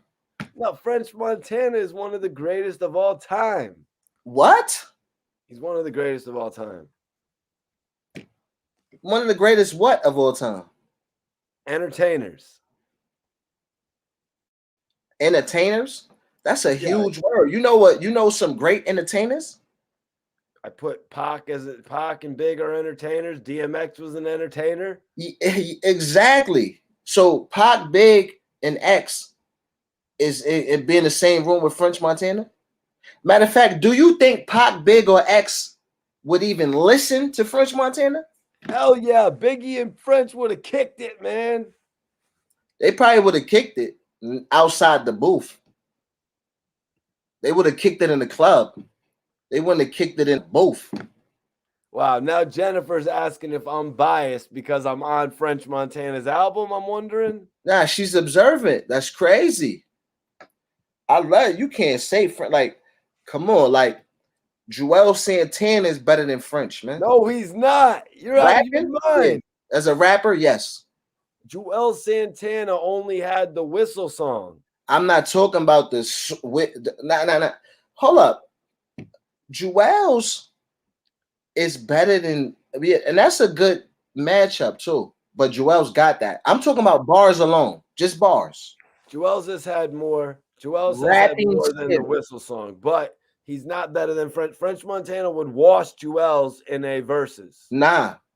And that'd be a good one too. And you got a better argument with you know what I'm saying? But I think bars wise, Joel's is still better than French. French would wash Joel's in a verses, and French would wash you in a battle. What's French's hardest song? What's French's hardest song? He's got a ton of hard songs. Just one reference. Where's something I should go listen to since I'm asleep on French like this? Go listen to No, French Montana and Max B. Go listen to Porno Music. Go listen to Famous. Go listen to Unforgettable. Go listen to I Ain't Worried About Nothing. He has a ton of music, man. Go listen to Devil Wants My Soul. Go listen to Sanctuary. You know what I'm saying? And then, Joel's got some bangers, especially with Dipset as well. Yeah, man. Joel's is known for his whistle song, Mikey T. That's Mikey T joint. He like that song. Joel's is a better rapper than he's a step ahead of French Montana. What about Fabulous? You think Fabulous and French Montana? Fabulous washed French Montana on his own album. Fabulous just came in and cleaned up. No, there's an obvious, difference. What about Styles P? Oh, I like French more than Styles P, man. Like, I'm not asking you, do you like him more? That's not. I would never argue about who you like more. And I like. You could be honestly say if somebody's better, even though if you like them less. And I like French more than Fab too, because Fab has disappointed me in his career. Is that? But Fab is a better rapper than French. Now, but Fab when he had his career together, like when he was doing From Something to Nothing, and when he was doing the albums before. Is that no point in the time ever between time, space, and dimension with French is better than Fab was doing So Into You. So Into You is not better than French Montana's music. I'm sorry. I'm so into you now. I'm more than a friend of you now. That's girl music, Bonds. That's not better than All the Way Up. It's still lyrical talent. It's still superb talent. Whether you like it, whether it's for girls or not, it's still superb talent. It's still a penmanship that French Montana does not possess on any song. He doesn't even have it in him. French Montana doesn't not that articulate and talented with a pen like that. He's not. He doesn't even do that. French I've never seen him do that. Like Sunshine. He doesn't make songs like that. He doesn't make the cookie cutter girl and guy song. And he also don't have bars like Fab. You see, you taking an argument. You taking an argument away from the facts. We talking about who's a better rapper. Bro, I did not want that music from Fabulous at that point in his career. Baby with Mike Shorey. Are you kidding me? French Montana's worst song is better than that. So what was French Montana putting out at that same time? Well, no, these were totally different times. This was like 2003, 2004, and shit like that. But if I'm talking about French Montana's first albums, I mean, his album sequence is almost better than Fab's album sequence.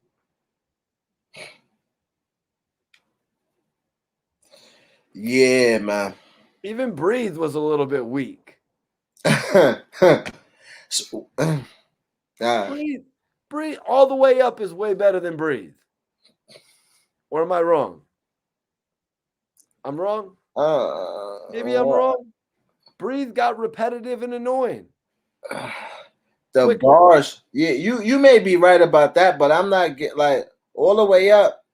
That's not even like that may be a better song. I could give you that, but he ain't got better bars. Let's say the bars then alone. Fab is spitting on it. French Montana ain't. I'm about to say Joe Montana. French Montana. Isn't he only doing the hook? I don't even know, bro.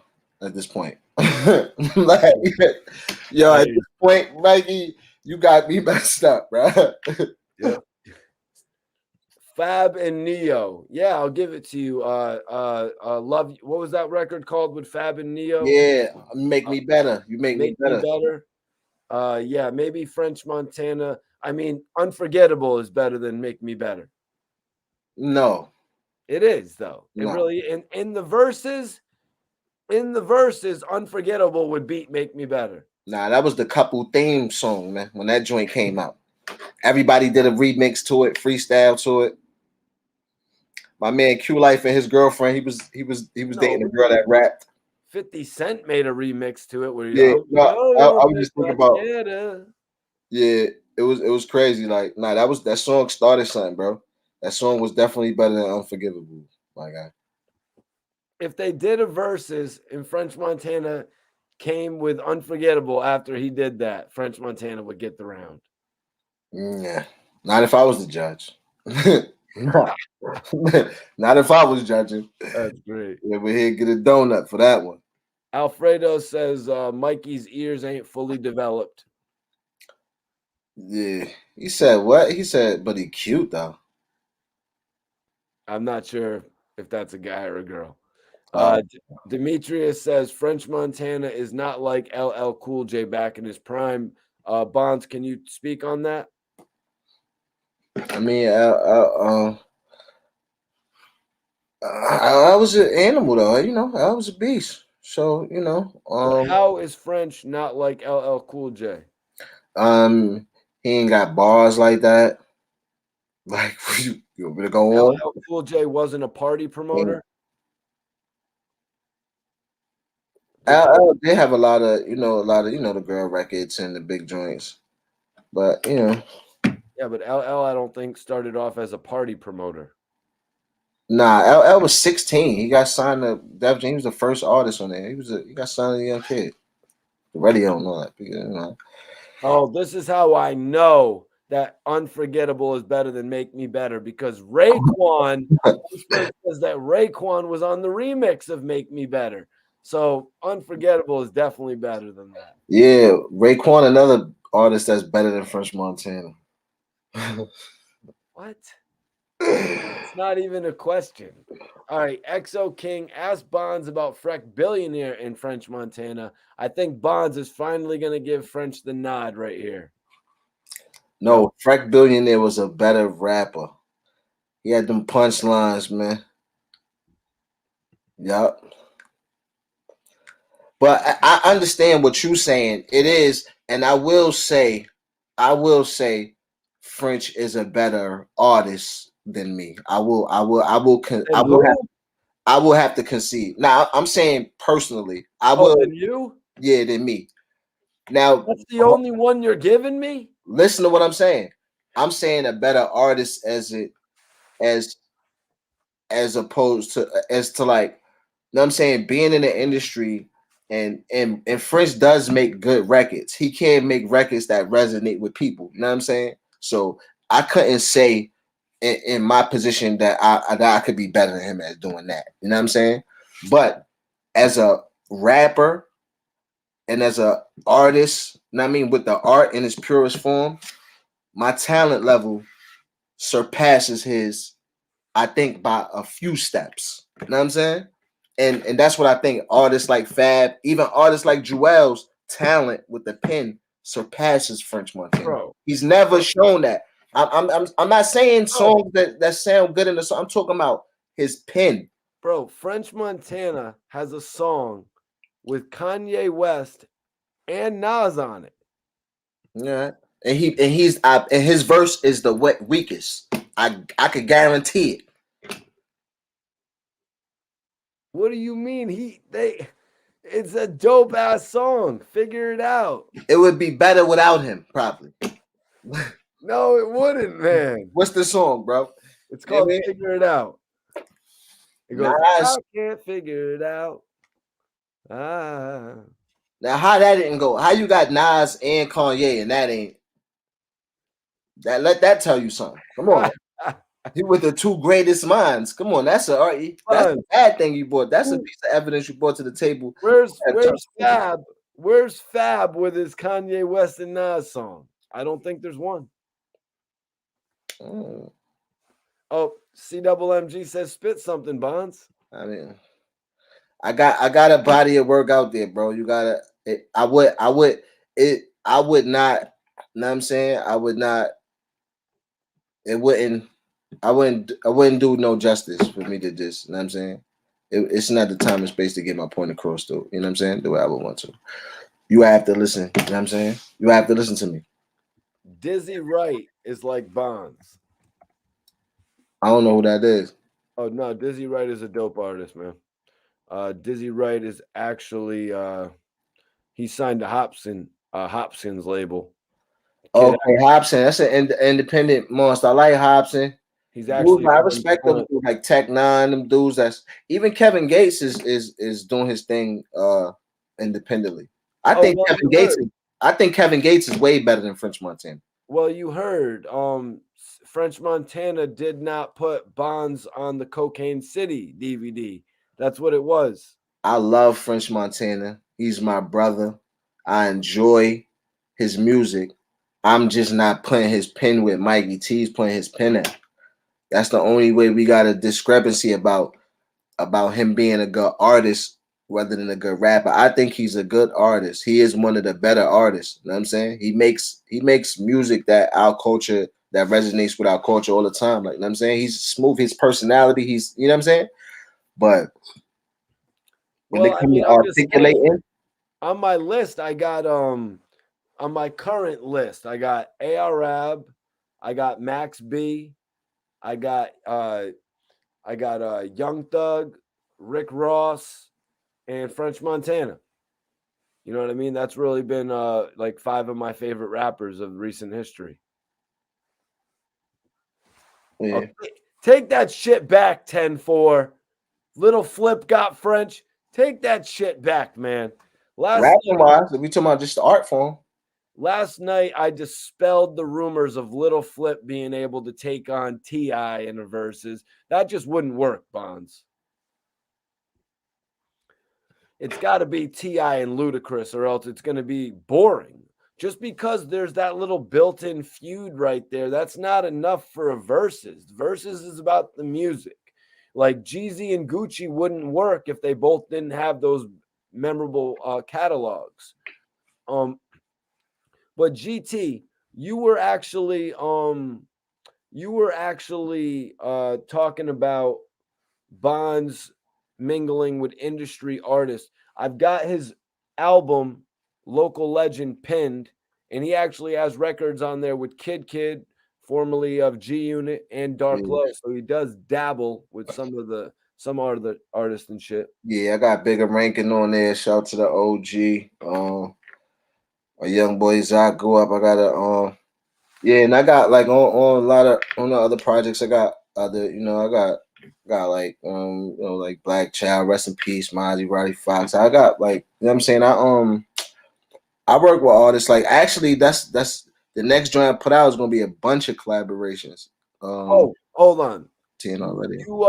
You worked with Black Child. Yeah, That's my dog. yeah. Black Child or Maserati Fox? Who had the better pen game? It's obvious, right?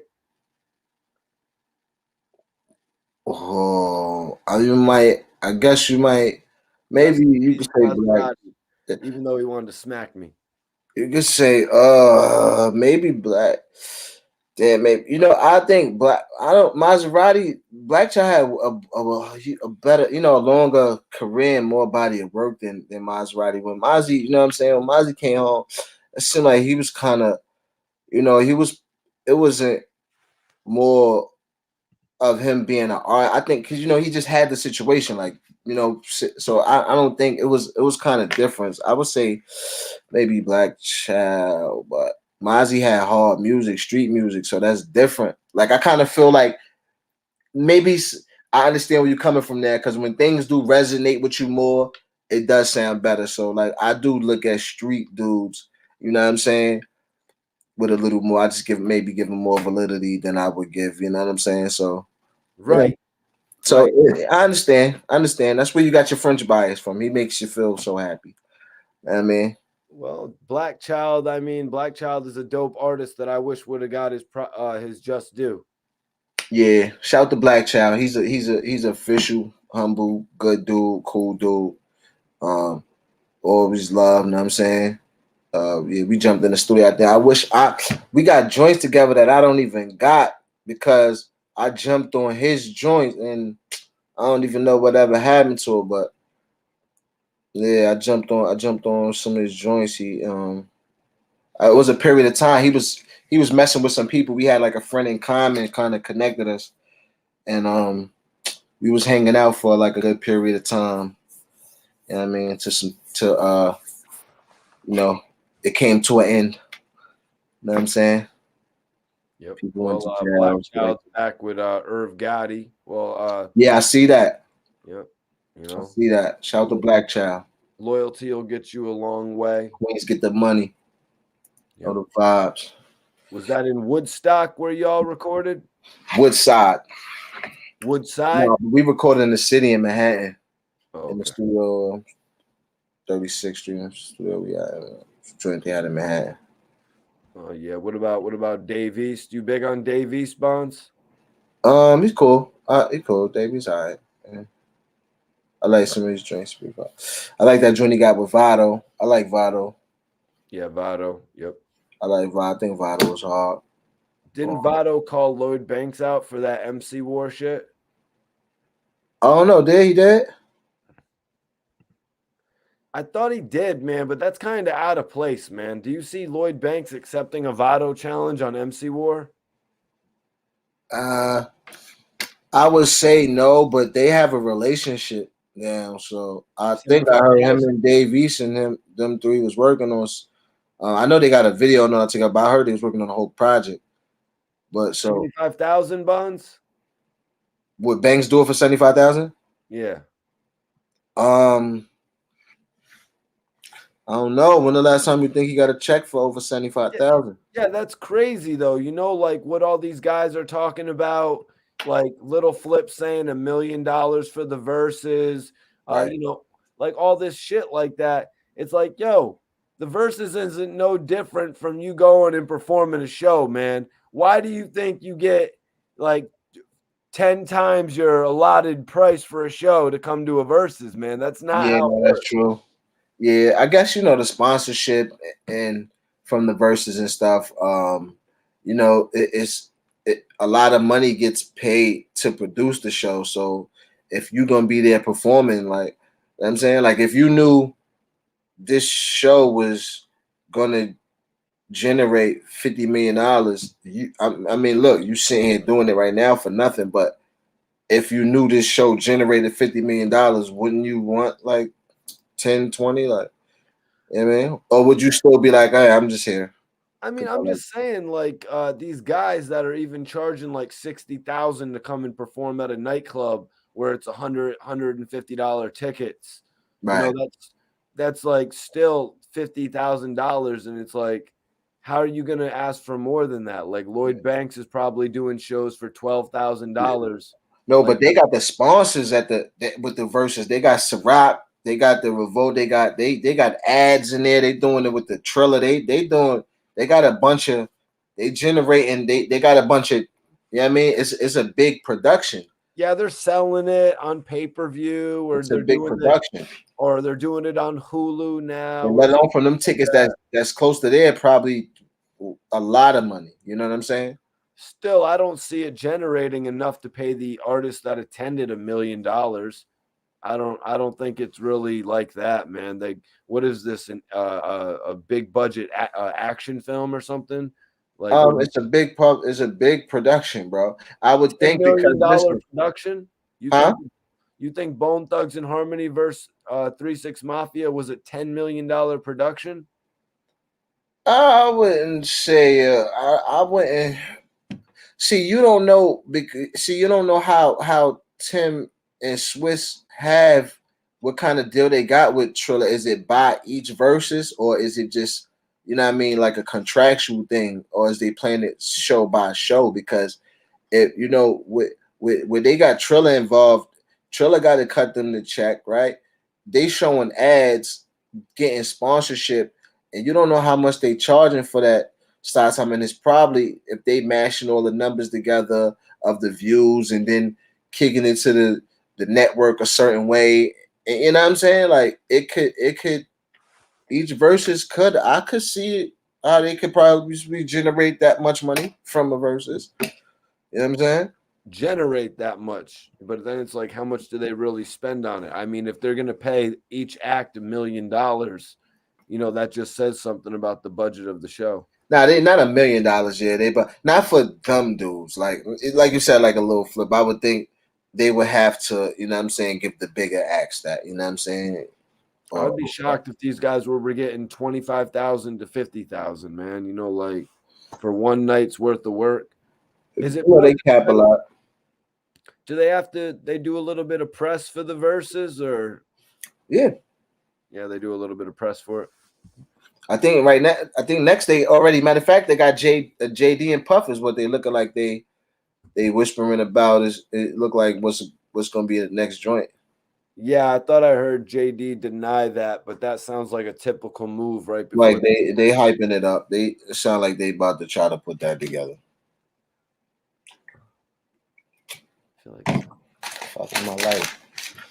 All right, y'all. Hit us with your final questions.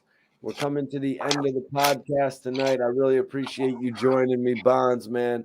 I appreciate you, Mikey T, bro. I love kicking shit with you. You know what I mean? Hell yeah. I'm glad we can for it, man. Show. You know what I mean? I'm glad we can. I heard one dude take my line. One dude took my line the other day on his show, and they say they were gonna flew somebody out. I was like, they're gonna flew him out, just like my boy Bonds got flued out. Wow, you crazy. Happened to my life. Free Suge Knight, man. Yeah, they should do T.I. and Ludacris. They did Ludacris and Nelly, I guess. Yeah, they did. But that wasn't when is what it is, I don't think. Yeah, that was one of the first verses. That was a while ago. That was like, it was like probably the 6, 7 verses, some shit maybe. It wasn't, but it was one of the first ones. Like, I mean, yeah, I remember they did that joint. Thank you, cutie. Oh, Fredo. Thank you, cutie. I'm too sexy. They said Andre versus Fab. Somebody was saying 10-4 was saying who would win bar wise, Andre or Fab. You want to comment on that? Oh, my bad. No worries. Andre 3000 or Fab.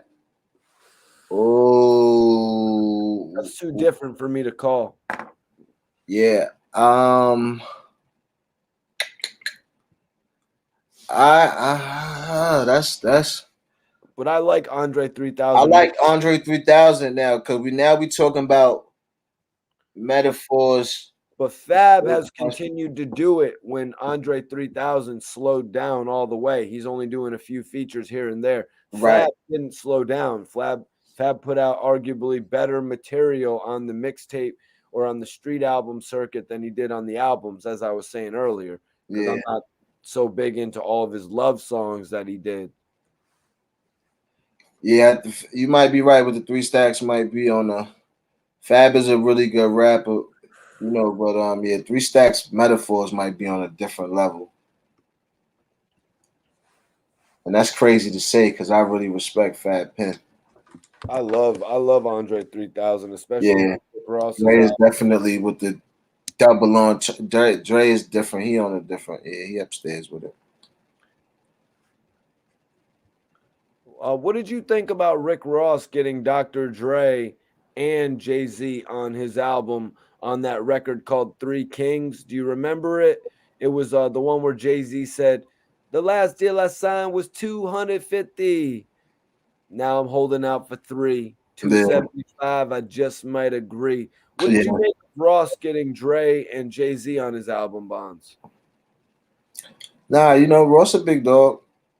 Ross a big dog. He always then Ross he got a couple joints with him, don't he? Like separately. With Jay. Yeah. You might have a new track with Dr. Dre. It I'm is not sure if it released on that new GTA project or something. It is surprising how fast and often Jay-Z did collaborate with Rick Ross because you normally don't see Jay-Z collaborating with people like that, especially multiple times. Like, especially, you know what I'm saying, different artists like that. Like, you don't see Jay don't be doing songs with people like that. Well, I mean, he had to get him off the ground with that Hustlin' record. Right, that's what I'm saying. But like, wow, was that a Def Jam move? Maybe. Yeah, no, he signed him to Def Jam. Oh, okay. Oh, he was the president when Ross signed. Yeah. Oh, Ross signed then when he was president. Oh, okay. Yeah. That was so that makes sense. Yeah, I didn't know get him off the ground. Yeah, you know what I mean. Yeah, I didn't know that. Everybody was making such a big deal about how Rick Ross rhymed Atlantic with Atlantic. Jay-Z had to jump on the remix. Right. Yeah. Tech Nine and Busta. I'm going Busta. Yeah, I'm going Busta. Just because Busta almost squeezed me one night, man. It almost got ugly with me and Busta Bus. But that's another story, man. Ghost, appreciate you, man. Appreciate you for tapping in, man. Peace, Ghost. Appreciate everybody tapping in tonight. Now, y'all, I want everybody on here to follow me on the gram. Whoever follows me on Instagram based on this video, I will follow you back right away. So follow me on Instagram. Scroll on my YouTube page. Check out my new interviews. I just dropped a bunch of throwbacks throughout the whole week. You know what I'm saying? 2021 was a great year with some of my best interviews. But everybody come on here and follow me. I'm going to follow y'all back immediately. I'm about to get Bonds' Instagram up so you guys can follow him as well. We like to stay in tune with all the followers, man.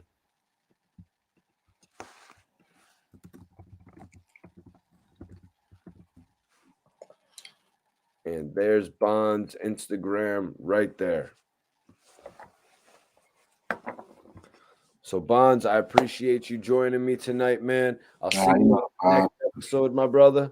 Yes, sir. Salute, peace, and love, man. To everybody in the chat, too. Y'all know what it is.